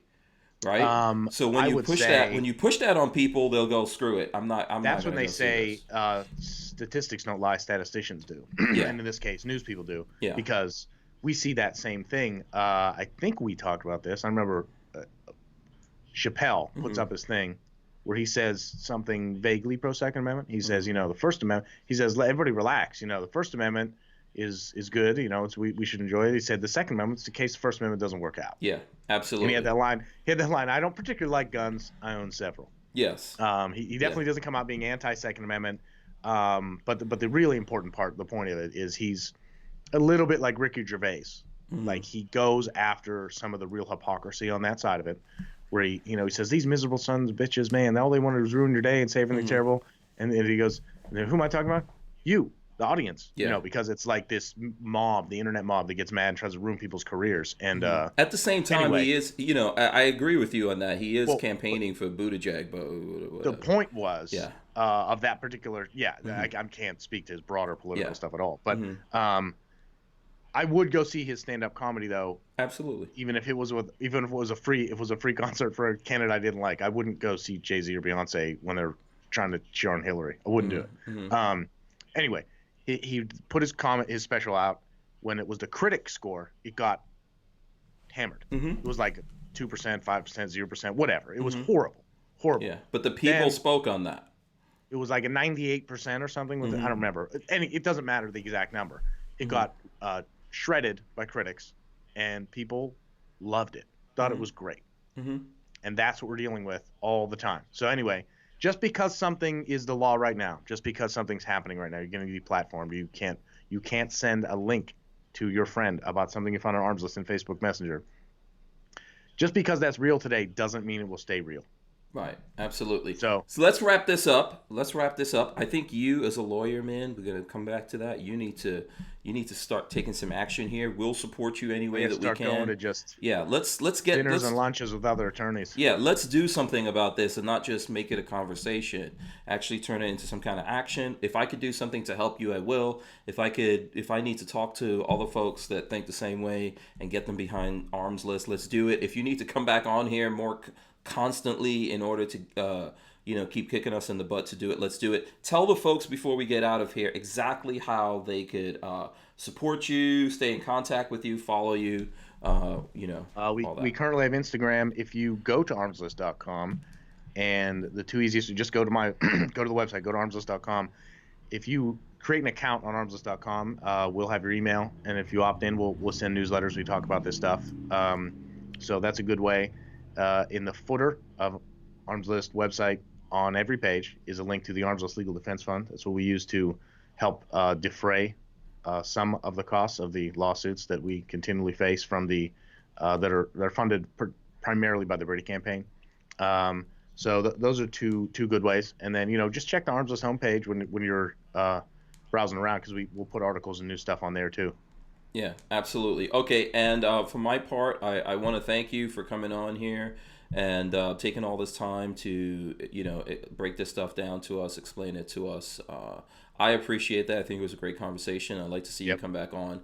We'll talk about more stuff. If you guys want to support us, go to hankstrange.com, sign up for our email list, find out about all the different things we're doing on there. That's really the best way. That's the thing that we own, and that's our way of communicating with you. So do that.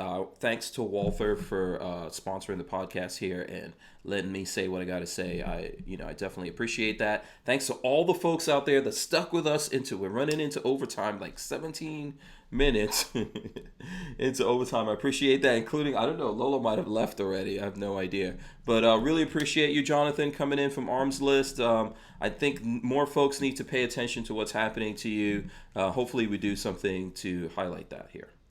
Well, thank you for having me on. And while we're still allowed to do this on the internet, I can absolutely make my fingers into a gun. Pew, pew, pew, pew, pew, all the way out. Okay, we are out of here, guys. We'll see you tomorrow. Thanks so much. Any final words, Jonathan, before I press the button? Stay strapped or get clapped, I think. There you go. There's an injection you can get for that. All right, we're out of here. Peace.